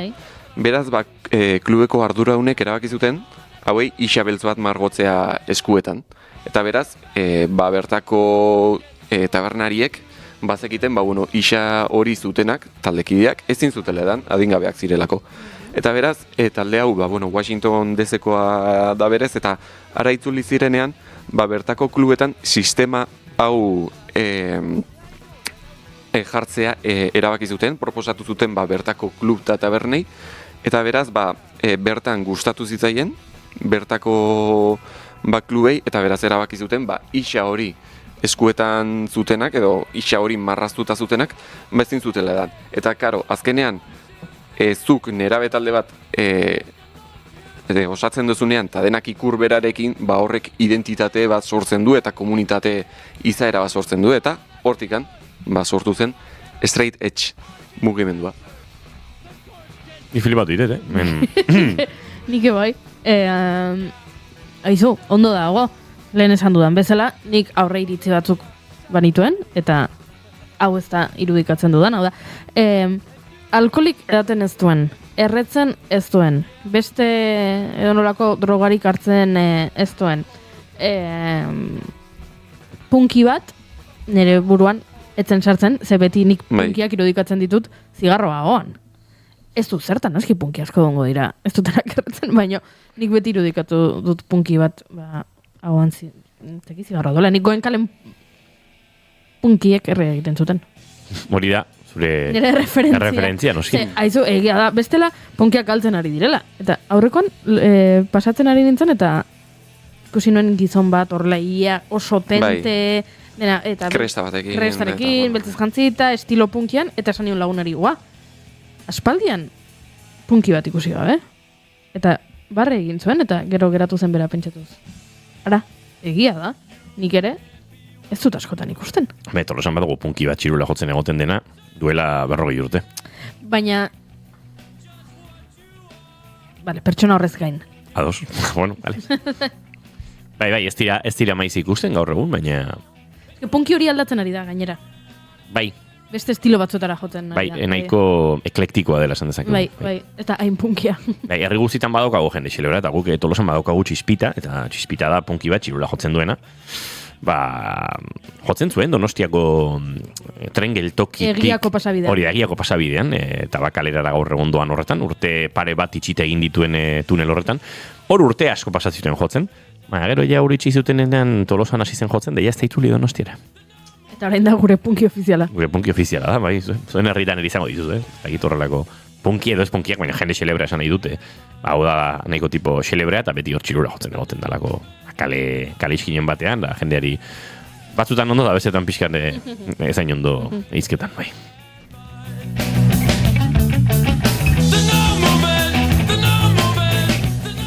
Men fugatzi entzuten ari gara, beste mugimenduaren adioidat. Nik fugatziri ja hartzen diot pixkat, dakit punk pop den hitza, baina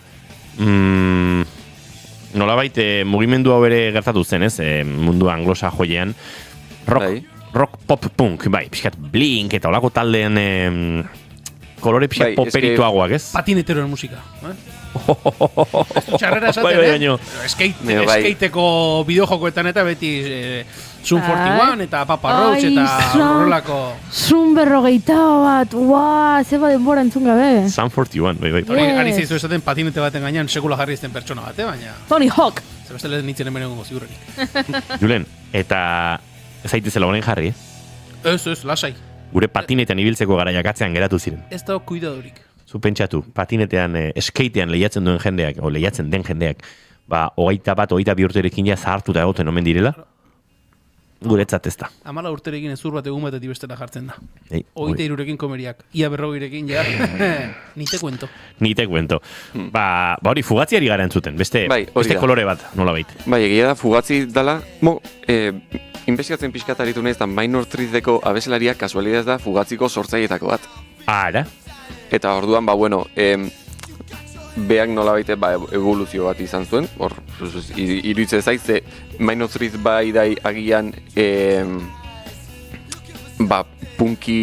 punkiagoa edo ez dakit nola esan zakarragoa, klasikoagoa, eta fugatzi bai da agian, hor, 80. hamarkadan gertatzen den, rock alternatibo mugimenduara, nolabait ikusten da, horretarako joera edo... Ez dakit, joera badagoela.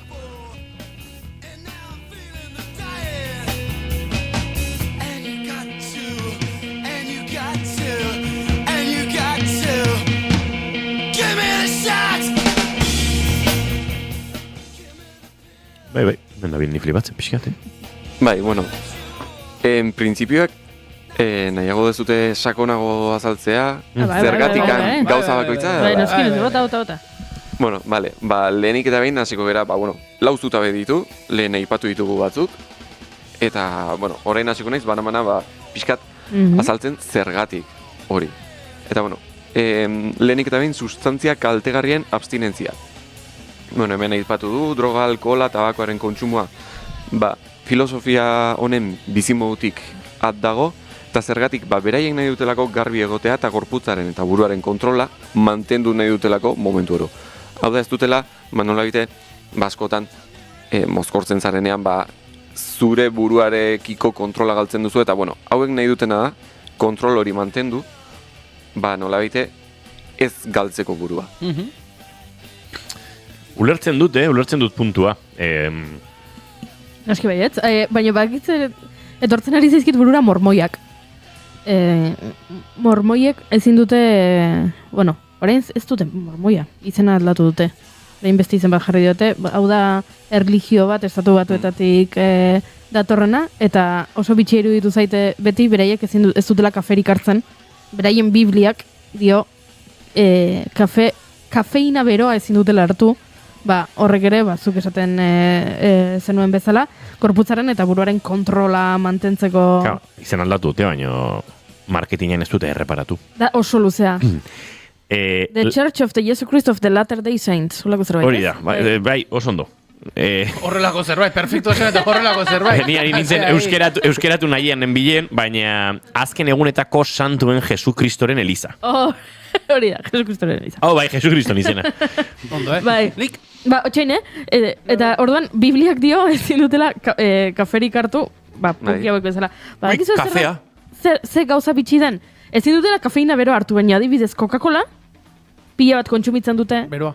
Ze, ez, hotza delako, eta kafeina dauka, baina hotza da, eta orduan, Bibliak hori baimentzen du. Kafeina hotzak ze ikusi. Ez dakit, baina hori dio beraien Biblia. Kafe izotzarekin ezin dut hartu.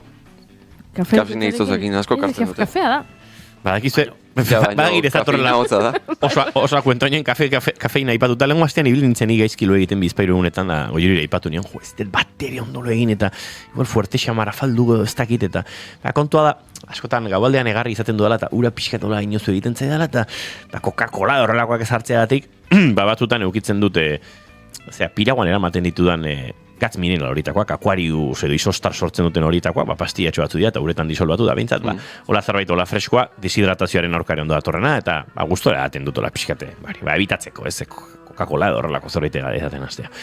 Eta lehenko batean ikusi nuen potetxoa hor da, igual, hau bukatzen ari da, eta holako batean ikusi nuen, plus kafein, 75 miligramo kafeina zituen, hartu gabean, 75 gramo kafeina, egunean jala opabos kafe hartu dituzunean berez, eta egin lo.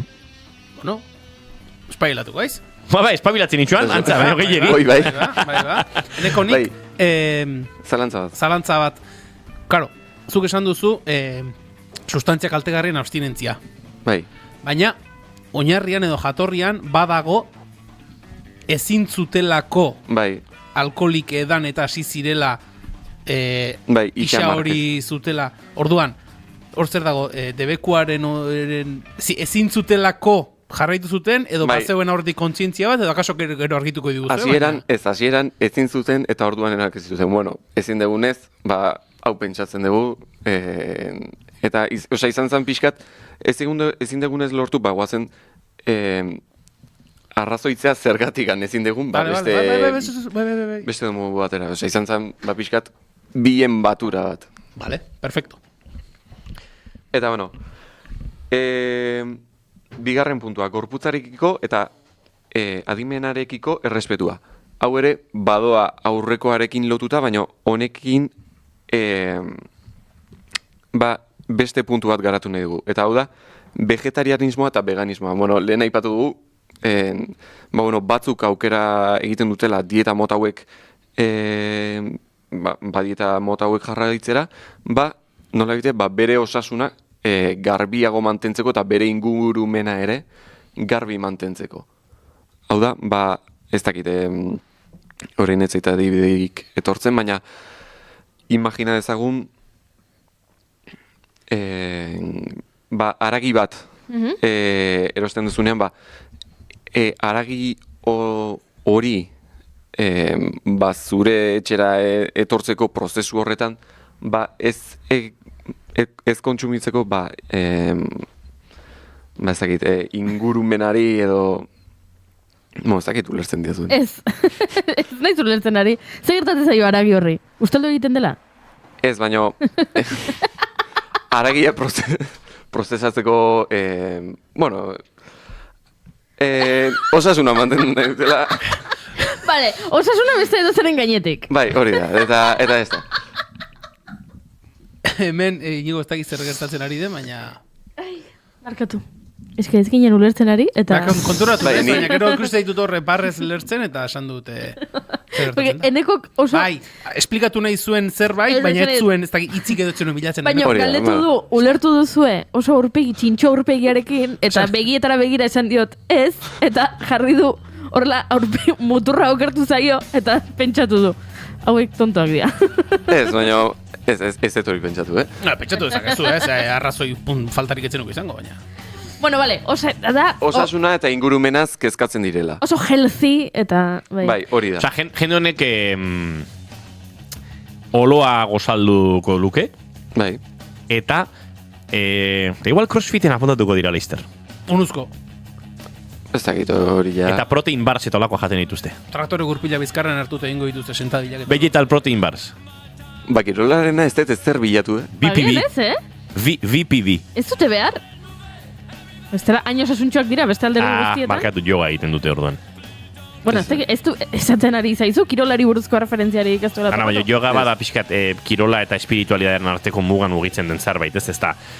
Yoga kiroletik ulertzea oso redukzionista litzateke. Eta, esango nuke, straight edge-eko jende honek, pixkat, redukzionismo konsumista horietan erori beharrean, beste bizitza modu zabalago eta kompletoago bat, osoago nahi duela euki, beraz, nik uste, jogiak egon bar dutela hemen. Vale, jogia egiten dute. Egongo dira agian, Zakur potola zuretzako. Eskerrik asko, bit jornetzako. Ez duzu egin izentzun...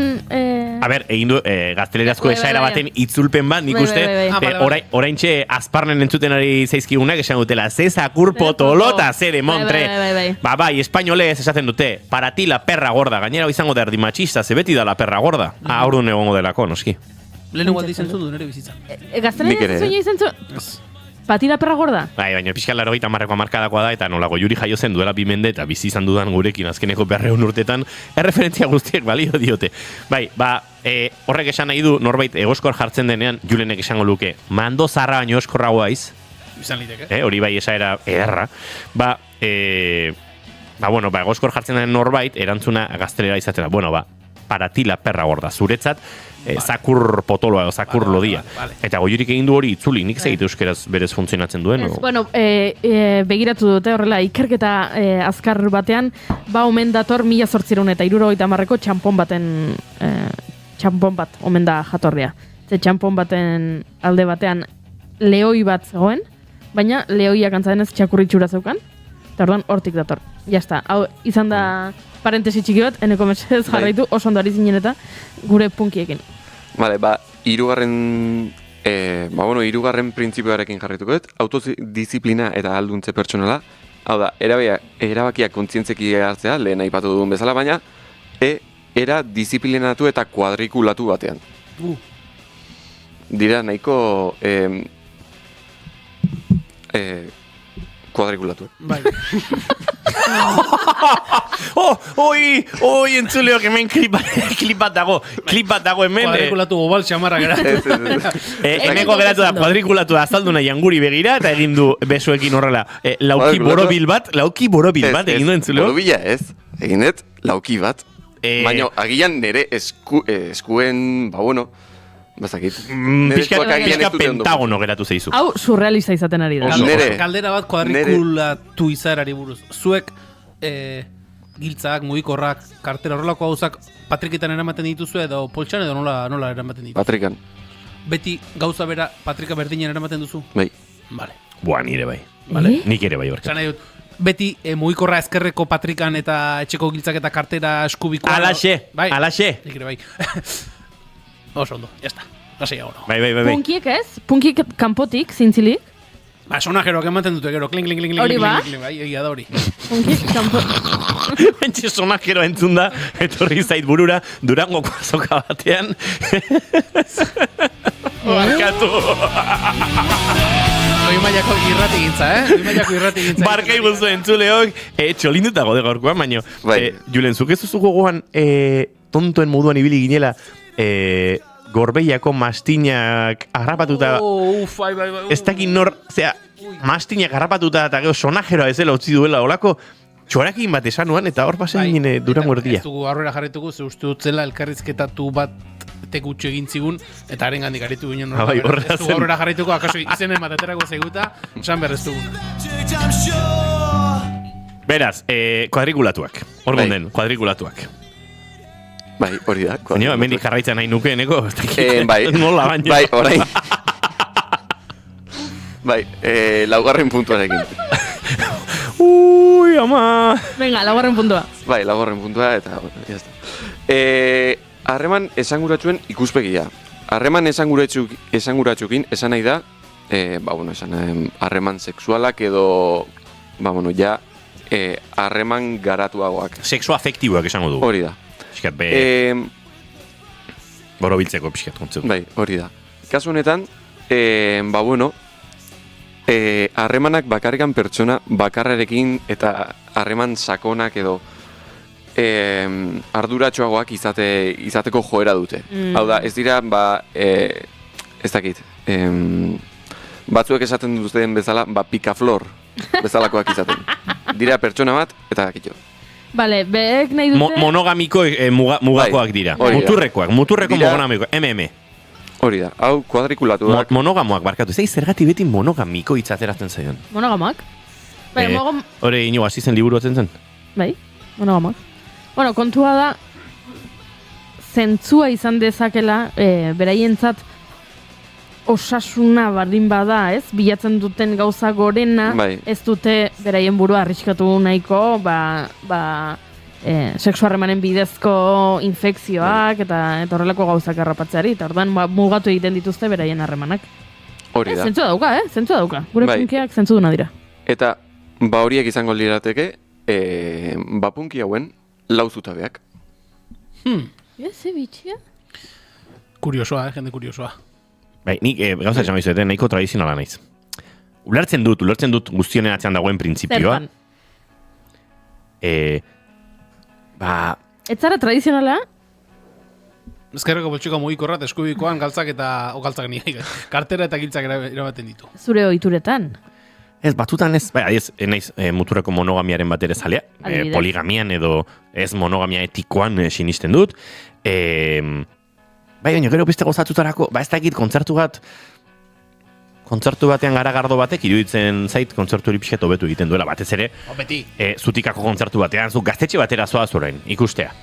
Lehendakariz muertos etorri zait orain, geldik daude ez, itzulera bat. Eta ez dago garagardorik. Ze kontzertu? Ni garraro egiten zait, barkatu, esango duzu, alkolaren zera, ez badaki. Alkolaren gorazarrea egiten ari. Enaiz gorazarrerik egiten ari, baina uste dut hor, badudela lotura batzuk, igual, beti ere dena desmontatu beharrik ez dakit, kafeina gabeko kafea, zer nahi duzu esatea, horrela igual pixka tradizionala naiz, nik kafea kafeinarekin nahi izaten dut. Bai, ulertzen dut, zuk punkiak garagardo latarekin, monster latarekin baino lehenago. Hortxe, Julen, eskerrak norbaitek ulertzen didan. Bai?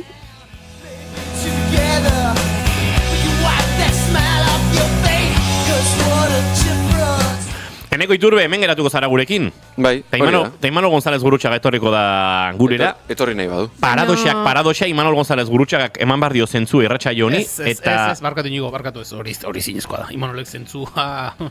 Gauza bat eska dezaket. Bai.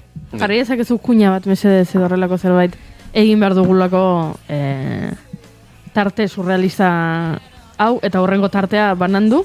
Ze bestela... Barkatu, gure entzule finenetako batek, Indiokerrek esan du, hau irrati saioa, toma ja. Eta galdetu digu, oso gaizki, ez, oso ona, jajaja. Beraz, akaso jendea gozatzen ari zen gure desbari honetan. Guk beti ekarriko dugulako kazetaritza profesionala. Imanol González Gurutxaga, unon? Kaixo, unon. Kazetaritza profesionala aldakartu zuk ere. Noski, beti. Ondo, Imanol. Bai. Kazetaritza kuadrikulatua ekarriko den gaur. Imanol oso kartesiarra da, hori egia da, bada pertsona tola nahiko beretokian gauzak gustatzen zaizkienak. Gero dispersio xamarra izan daiteke, baina era berean bai, baina orden puntu bat ere gustoko duen pertsona. Imanol González Gurrutxaga, zinema zuzendaria da, bere film laburra bukatzen ari dela dio 3 astetan, eta nik oraindik ez dut ikusterik izan, ezer. Imanol, noizko zure film laburra, noizko anai? Zenentzako. Guretzat. Nere txan egingo dugun pase pribatu hortarako. Aste hontan. Epa, irratian komentatzen hori itxusia da, nire iruditzen. Publikoaren zat. Komentatzak guk egingo dugula pase pribatu bat, eta zuek entzule... Barkai guzu entzuleok aipatu izan dizuegu, baino gitaban, baino gehiagotan, Imanol zine zuzendaria dela, Imanol film labur baten lanean ibili da azken hilabetetan, Nueva Yorkera joan zen, New Yorkera, handik itzuleitare kontatu genuen, rodaje batean ari zela, hortxe Kimetz, abizena gontzit, Kimetzena? Kimetz Etxabe eta Aitor Martínez Aristi jaiegunekin, ez? Horrelako, jaiegun bezala ezagutzen dugu. Jaiegun. Josean Bengoetxea ere tartean, film labur hori ikusteko gogo asko daukagu, eta, Eta errate honetan denokea oso dramatikoak, orokorren. Bai, batez ere aste arteetan. Hor izaten da gure dramatismoaren mugarria. Julen, etzen zuregatik, baina... Badakizu ezer, zineaz hitz egiteko momentua dela.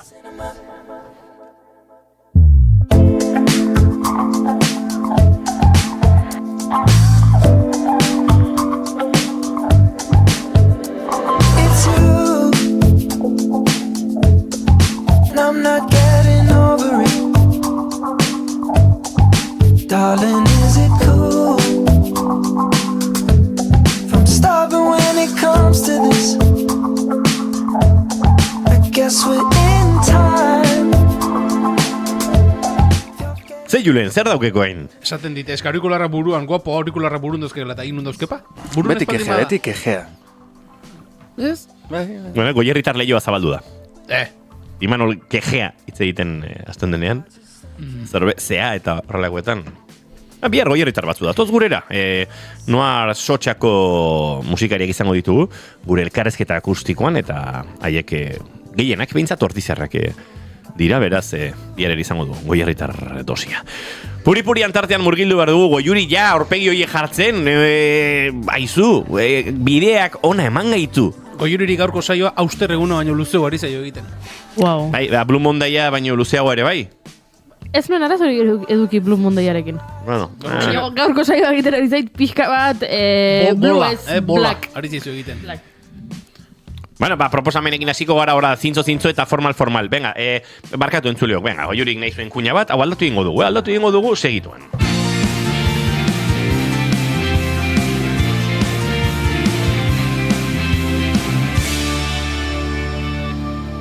Bigarrenak ez direlako beti okerragoak, bigarren kafea.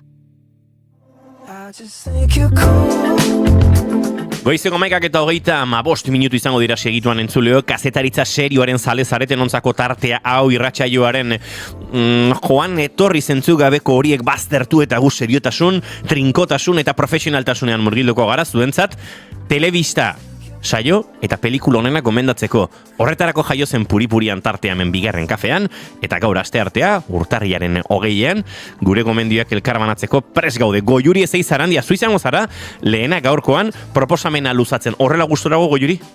Horrela zoragarri. Osondo, eman ba. Bale, nik gomendatu nahi dizuet pelikula bat, zinemaldian estreinatu zen Tabakaleran egindako estreinaldi berezi batekin, eta izena du Rondaias. Daniel Sánchez Arevalok zuzendutako drama komedia filma da. Berak, Sánchez Arevalok esan zuen, Donostikoa izan zela bere bizitzako zinema emanaldirik berezienetako bat, ez? Ia data, belodromoan jende asko sartzen dela, eta belodromoan, zinemaldi giroan, giroa oso politia izaten dela. Badakigu gainera aktoreak ere oso pozik zeudela, Julen ezakit gogoan duzun, baina egun batean komentatzen aritu ginen, zinemalditik saioa egiten ari ginenean, guk antxe Donostiko naizeko estudio hartako parean, geneukan kartel bat, eta zen Rondaias, zen pelikula honen kartela. Eta egun batean aktore batzuk etorri ziren eta familiarekin egon ziren kartelarekin argazkiak ateratzen. Entzun dizuet hori. Zuet zinenen? Ez, dut uste. Pentsatzen zu zinela, irratxai ontako beste lankide batekin aritu ginen komentatzen nola etorri zen aktore gazteetako bat amonarekin, amarekin, antxe argazkiak ateratzen kartelarekin, zaizu hori ere aitu hartu behar diogu, polita izango da ziurrenik, zuk pelikula batean parte hartu duzu, eta gero pelikula horretako kartela ikustea, ez da gitzen metro eukiko dituzten zinemaldiko pankarta erraldoi horiek, baina antxe aurrean... Zortzi biderriru. Erraldoia. Hola, behiz jota hola errexamar batean, baina usteet baietz, buelta hortan. Bueno, kontua da pelikula horren berri zinemaldian izan genuela, baina orain dagoela zinema aretoetan, hemen Euskal Herrian, hemen inguruan, asteburu honetan badakit jende asko ikusi duela, egun hauetan ere badaude emanaldi gehiago, eta kontatuko dizuet, zer demontre den, Rondaias. Badaukagu Galiziako herri txiki bat, bertan arrantzaontzi bateko 9 tripulatzaileetatik 7 hil egin ziren, ontziak edukizuen istripu bat, ondoratu egin zen. Eta gertakariak herri txiki hau astindu egin zuen, ez? Aldatu zuen herrian dena. Eta hori uste dut duela 2 urte edo izan zela, eta hondamendi hartatik bizirik atera zen pertsonetako batek erabakitzen du herriaren ilusioa berreskuratzeko unea iritsi dela. Eta horretarako Rondaiako kideak deitu ditu berriro, eta gazte batzuk ere engainatu nahi ditu Rondaian parte hartzeko, eta inguruan badago lehiaketa bat, eta lehiaketa horretan parte hartzeko asmoz. Orduan, hasteko agian zer den Rondaia bat, ez? Rondaia bat da, agian guretzat txaranga bat izango litzakena, musikari talde bat, eta Galizian ohikoagoak direnak, eta badakit Mexikon eta Filipinetan ere badaudela asko, baina hortxe, guretzat txaranga izango litzakena esango dugu. Eta antxe, elkartu nahi ditu, musikariak, herriko kideak, ze lehiaketa bat dago, eta lehiaketan parte hartzeko, eta, zergatik dakardan ere erabaki dudan pelikula hauek hartzea, badelako pelikula horietako bat, ingelesez esaten da feel good movie. Irribarrearekin ikusteko pelikula bada.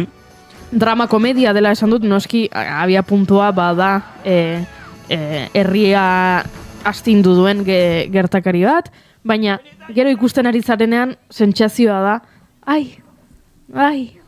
eta herri ontako bizilagunak eta beraien arteko harremanak, eta etxona hau, eta beste hau, eta taberna ontakoak, eta hortxe nik uste dut irri fartxo batekin ikusteko moduko pelikula dela, eta hori horregatik ekarri nahi nizuen, badakit, jendeak gusto ikusi zuela zinemaldian, eta gustora ari direla orain ikusten aktoren artean, Javier Gutiérrez, Tamar Novas, Carlos Blanco, Maria Vázquez, Judith Fernández, beste telesail eta pelikuletan ikusi dugun jendea, eta benetan bada horrela emoziotik ikusteko pelikula bat, eta horrela talde lanean egindako zerbait ikusteko aukera, hori bai.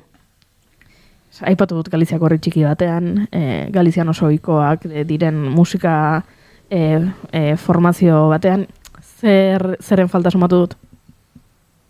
Asmatu dezakezu? Hizkuntza. Eta egiazkatasun puntu bat.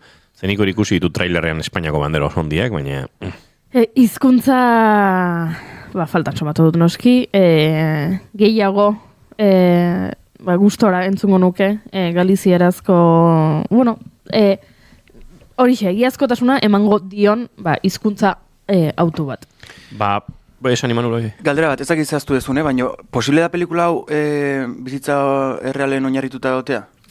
Ez dut begiratu. Vale. Baino... Eske sonatzit baiet, baina nau seguro. Hecho en pasado real, gure lagumatek esan zuen bezala. Hecho en pasado real. Aizue, nik hizkuntzaren gaia aitzaki hartuta nire proposamenarekin jarraituko dut. Baduelako... Gauza bakarra, aurrekoan aipatu gomen Goya sariak batu zela, otxaian banatzen dituzte, Espainiako Zinema Akademiaren Goya sariak, eta Rondaiasek badauka izendapen bat, eta dela Tamar Novase taldeko aktore honenaren... Kostatzaiela esatea bere izena, baina... Nasto egin ziren. Baina guk sari hori kandido erentzen nahi dugu. Gugoriz, ez dugu nahi Tamarrentzat. Naiz eta niri Tamar aktore bezala asko gustatzen zaidan, baina nahiago dugu Kandidorentzat. Eta gaina oso gazteaz izan, umezala, Mar Adentro pelikulakin. Ba. Amenabarren pelikula. Enuen gogoan, enuen kokatzen. Da etxeko ume txikia. Eta lehenago, La lengua de las mariposas, kuerdarena. Han ere bazegoen? Bai. Umetxo. Bai. La lengua de las mariposas... 89 da. Hori ba, esan barruen. Eta Tamar Navas jaio zen, 86an. Beraz, 13 urte zituen. Nire proposamena honako hau eta pixkan lotuta hizkuntzaren, hizkuntzak zineari matinen errealitate edo realismo puntu horrekin.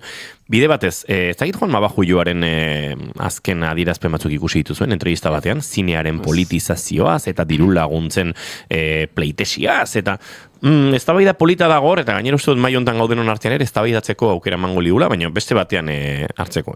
Pasako dizut gero, haren bideoa eta horren inguruan hausnartuko dugu. Baina nire proposamena hause izango da. Conas atá sé a bheith i gcáirde in áit nach míon chóir. Ní deirnééis sin inéis bhí mé anna go nó an saoire se.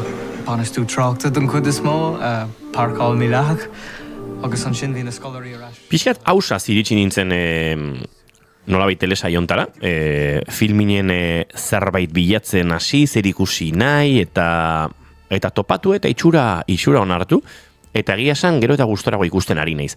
Lehenik eta behin, eta pixkat hemen erdigunean kokatzeko, badauka niretzat hizkuntzarekin lotutako errealismo puntu bat, ez? Eta besteren batean ez dakit pelikula edo eduki nordikoak ere karri ditudan aipatu dut, ez ematen dit, batetik aurpegikerak desberdinak direlako, aktoreak akaso ez ezagunagoak zaizkizulako, argazki zuzendaritza gauzatzeko modua ere igual ez delako Hollywooden edo estatu batuen eragin horren hain antzekoa, eta badaudelako beste estetika batzuk, paisajistika, eta bar. Eta kasu honetan ere, uste dut hizkuntzak pisu handia duela. Boglandsen iaia dena, gaelikoz gertatzen da, gaeliko irlandarrez, eta horrek uste dut ematen diola, nolabait inguruarekin eta historiarekin pixkate konektatzeko aukera bat.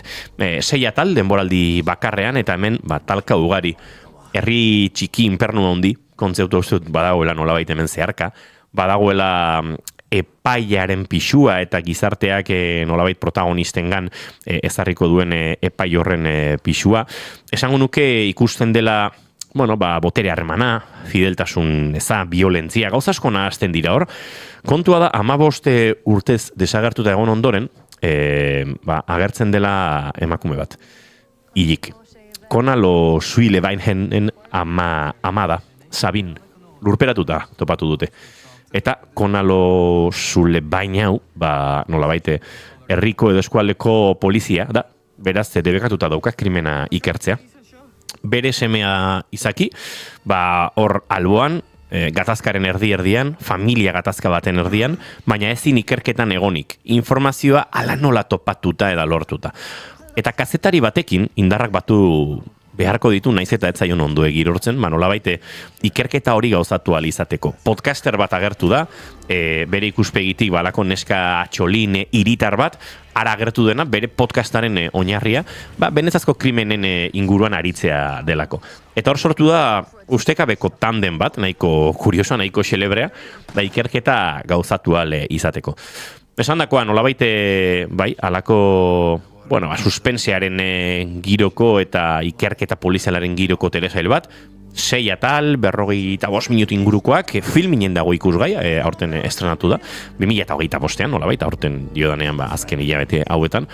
Eta, benetan gomendagarria, kolpe labur xamar batean ikusi daitekelako, eta hasi eta buka, 6 ataletan ikerketa horretan, murgiltzen zaituelako segituan, eta ikerketa horrek balako kolore edo giro ilun xamar horretan, pixkanaka argi zartzela datzuk ere jaurtitzen dituelako, eta uste dut benetan ondo eginako telesaia dela, txukun eginako telesaia dela, eta benetan gozatzeko modukoa. Boglands, telesail Irlandarrau, filminen dago ikusgai, eta hausen ere gaurko gomendioa. Oraindik 15 minutu eguerdiko 12etarako, eta beste 3 proposamen ere egin behar dizkizuegu, Imanol Zuria, zin izango da? Ni gaur kontan ekarri dizuet pelikula txiki bat, Rebuilding izena ona, berrera ikitzen. Eta da, pelikula txikia esaten dut, historioa nahiko ondo garatuta dago, baina nahiko simplea da. Eta zuzendaria da Max Walker Silverman, eta aktore protagonista da Josh O'Connor. Pelikula honetan kontatzen da erreketa baten incendio, euskeraz? Sutea? Sute baten ondorioz etxe ezberdinak erretzen die, eta bertan bizizien... Enekok barre egiten dio Imanoli. Eta baita Julenek ere. Eta baita Julenek ere. Baina hemen kontua ez da Imanolek zute hitza ez duela bere buruan. Kontua da, askotan erreferentziak ere, telesail baten informazio bilatzen hasten zara hau egiteko, eta igual gazteleraz topatuko duzu, eta orduan ari zara zure buruan gauzak itzultzen momentuan, eta batean incendio hitza hor daukazu, eta kosta egiten da, itzulpen hori momentuan egitea. Besterik gabe. Kabroi pareja hori. Ez, baina ni Julenen erreakzioatik hasi. Claro, bai. Txarramendi Betini. Bai. Txirindulari hona zen dura, Betini. Betini, klasiko mano fina, italiano. Il Grillo. Il Grillo, bai. Kilkerra. Paolo Bettini. Bueno, ziklismoarek giroan egindako hau atzean utzita, gauza bat, hemen gure txatean gorkak dio. Ima eta Enekok anaiak dirudite. Bai. Hori, bulego hontan aipatu da behin baino gehiago. Bai. Ondo ari zara, gorka, ondo ari zara, eta egia esan, nahiko ondo ikusten da, hola, nahi izarragoa eta nahi gazteagoa, bai fosoa daukate. Nik uste dut, hemen daukagu, argazkitxo bat, gero gure sareetan elkarmanatzeko entzulekin, Imanol eta Eneko. Egia da igual, gubio dokulantz gehiago nitan ere nahiak baino. Bai, zalantzari gabe. Nitan ere anaiak beti... Zaize, Markel oso guapoa da, eta zuek jatorrak ziate beste gabe. Izango da, bai. Bueno, esan dako, rebuilding.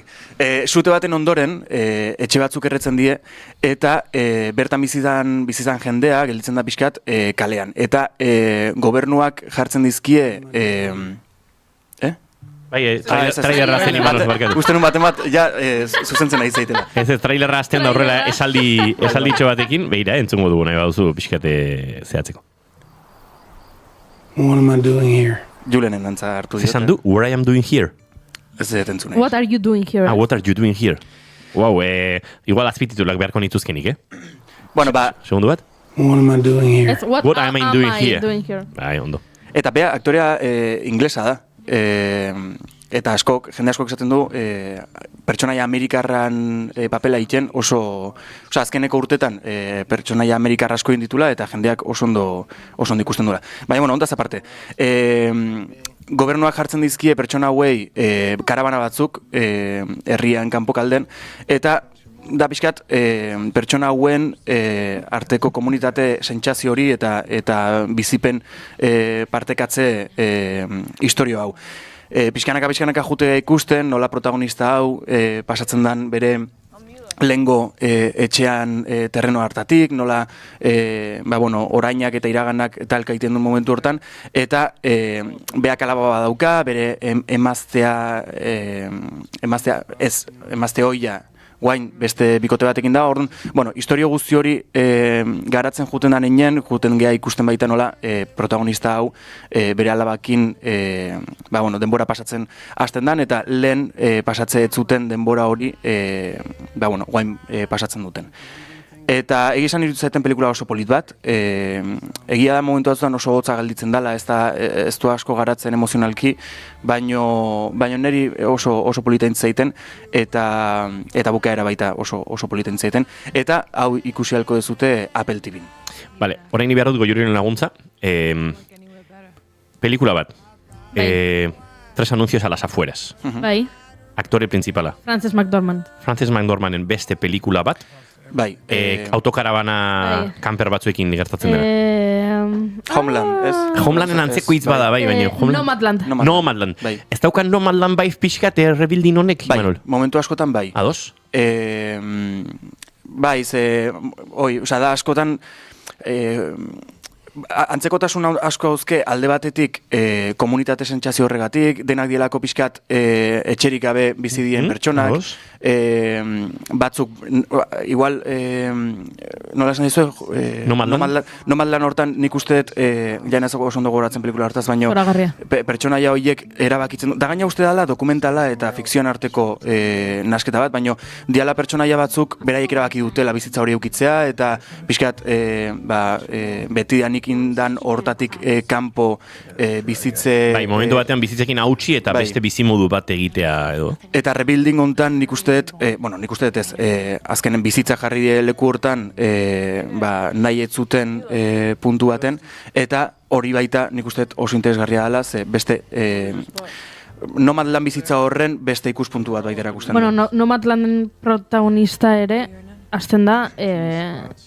Bai, lanetik bota dute. Lanetik bota dute, eta bere herria astindu du krisi ekonomikoak, eta orduan ez zaio beste aukerarik geratzen nola bait. Ba ez dakit, egizanen ez oso ondo gogoratzen. Nik apuntatu dut, nire zerrendan Imanol asko gustatzen zait asko gustatuko zaidanaren sentsazio hartzen diote proposamen honi, bai. Bai, eta esate izut, aktoreak daude oso ondo, umea protagonistaren alaba egiten duen aktorea baita zoragarri dago. Eta askotan pentsatzen dut hori, hain gazteak dian aktoreak, ez dakiz ze puntuaino etorri dien casting luze batetik nun eskola ezberdinetatik pasa dien eta casting prozesu oso luze bat eduki duten, edo zuzenen hartu duten aktorea dan neska bat, eta lortu duten aktore lan maila hori edukitzea. Baina bai, egia esan, eta baita esan barra duket, bere emazte hoian, protagonistan emazte hoian papera egin duen aktorea baita, alabakin antza asko hartu dietela. Nik orokorren ez duek badakizue, naizela oso ona antzak hartzen jendeari, baina irutu zai behintzet hemen, ez dakit, okastin lan oso ona daola, edo igual, akaso, aktorean alaba izan aldala, bere alaban papera egiten duen aktore hori. Ez dakit, hau da nire suposizio bat, ez dut egitatu, baina... Bai, antza asko hartu diot, eta hor baita casting erabaki oso on bat irutu zaitu. Begiratuko dugu, aber nola zen izena? Rebuilding. Bai, hemen badago Financial Timesek egindako kronika batean, gaiarekin loturerik ez dugu juri, zuz bilaketa jarraitu, baina A Country Ballad in Movie Form, eta irutzait oso... trailerrak transmititzen duen sentsaziotik gertu, ez? Country balada bat, kantu lasai bat, pelikula formatuan edo. Eta niri hori transmititu dit behintzat trailerrak, eta musika ere country giro lasai horretan edo oso erakargarria egin zait, pixkate... Begiratzen detenagatik, abizena bintzete zute partekatzen, ez dakit gurasoak bananduzian eta amak hartu zuen bere solterako abizena, ozer? Baina, emateunez, aktore hau 2023-tik dabil lanen, eta... 2023-etik... Baina, bai, denbora desente da makilaia aktoretza lanetan, eta nabari da, hori baita pantaia. Hemen Gorkak esan digu, Imanolen filma ostiralen egongo da UE Zinema jaialdian. Ez, Gorka, Imanolen filma ez, bideoklipa egongo da, ezta? Oida. Esan ez zinekin egindako gure zauria, Sara Zozaia eta Janire bertan protagonista, gure zauria kantuaren bideoklipa da UE Zineman egongo dena. Eta Gorkak esan du, ara joango dela entrevistak egitera, kultur zastentzat, beraz, Imanol, seguraski, Gorka, ostiralean topatuko duzu, UE Zinemako ekitaldi horretan. Baina, tira, proposamenekin jarraitu behar dugu, eta 6 minutu besterik ez dauzkagu, eneko zure txanda, bixi. Vale, nik La Furia pelikula ekarri dut, Gema Blas... Akatu segundu ati, Imanol, zure proposamena Rebuilding nun ikus daiteke? Apple TV. Apple TV dago Rebuilding, osondo, hori ez dugu aipatu, Goiuri Rondaia ez dago? Zinemaretoetan. Eta nik proposatu dudan telesaia, filminen ikusgai, orain bai, La Furia.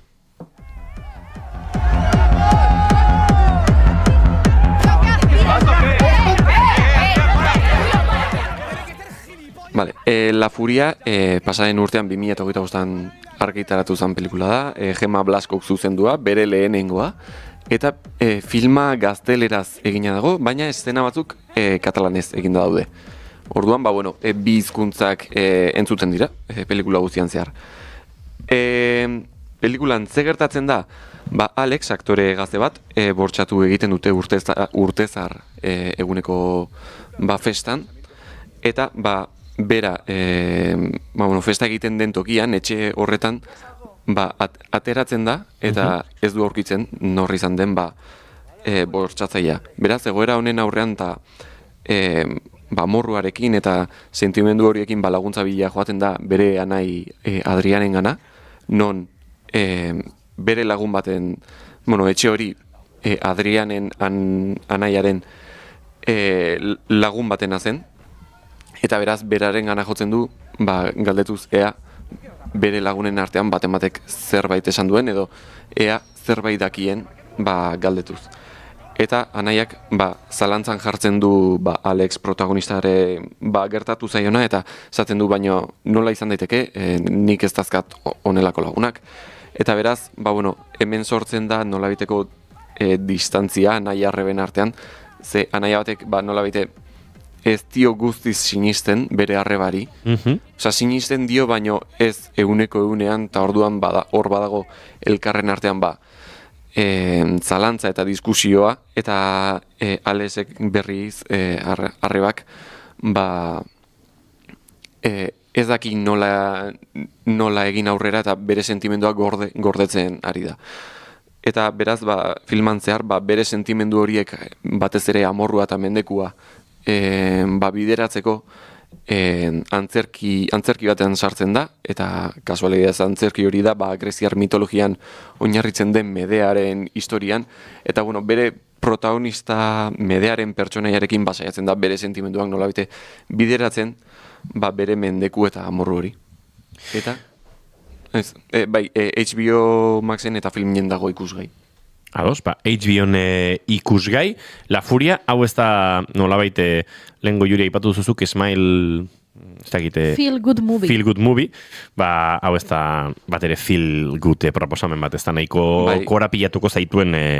nahiko korapilatzen dut, eta gainera baita gustatzen zait, filmean zehar baita, ez dela nolabait bortxaketan bakarrikan zentratzen baizik da, baita saiatzen dira bizitzan egunerokoan gerta daitezke mikromachismo horien barruan horietan sakontzen. Adibidez, Alexek bere amari askotan esaten dio, zergatikan eseritzen zarazu mailean albo batean eta ez aita bezala maiburu bezala. Eta horrelako galderak egiten hasten dira mikromachismo izan daitezkeenak, eta agian guk egunerokoan ikuste ez ditugunak, baina olako galdera txikiak eginez saiatzen da nola bite historia hau emakumeen aldetik kontatzen. Entzuleok HBO-n ikusgai La Furia, enekoren proposamena, Julenen agorde egin beharko dugu, ze euerrek amabiak bueltan ditugu, eta iaia proposamen interruptuz batean geratuko da. Orain da momentua gure esateko entzuleok, eta orain da momentua kantuarekin, Jorgi Egizaren kantuarekin esango dizuegu agur. Imanol González Gurutxaga, eta eneko Iturbe bilatu behar dugu beraientzat abizen amankomun bat. Pentsatuko dugu. Imanol, eneko bihar arte. Agur. Julen, datorren aster arte. Ondo ibili. Enek goiuri zure bihar arte. Eta entzuleok, plazer baduzu, gu bihar goizeko 10 eta postean. Hementsi izango gara bueltan asteazkena, eneko goiuri eta jurok egongo gara, eta noir sotxa edo noir sotxa taldearekin murgilduko gara, ez dakit grunge, new wave, rock, eta bestelako giroetan, eta plazerra izango da, nahi baduzu zuekin kafea hartzea. Orain informazioaren txanda hementxe, naiz irratian, ondo izan, bihar arte.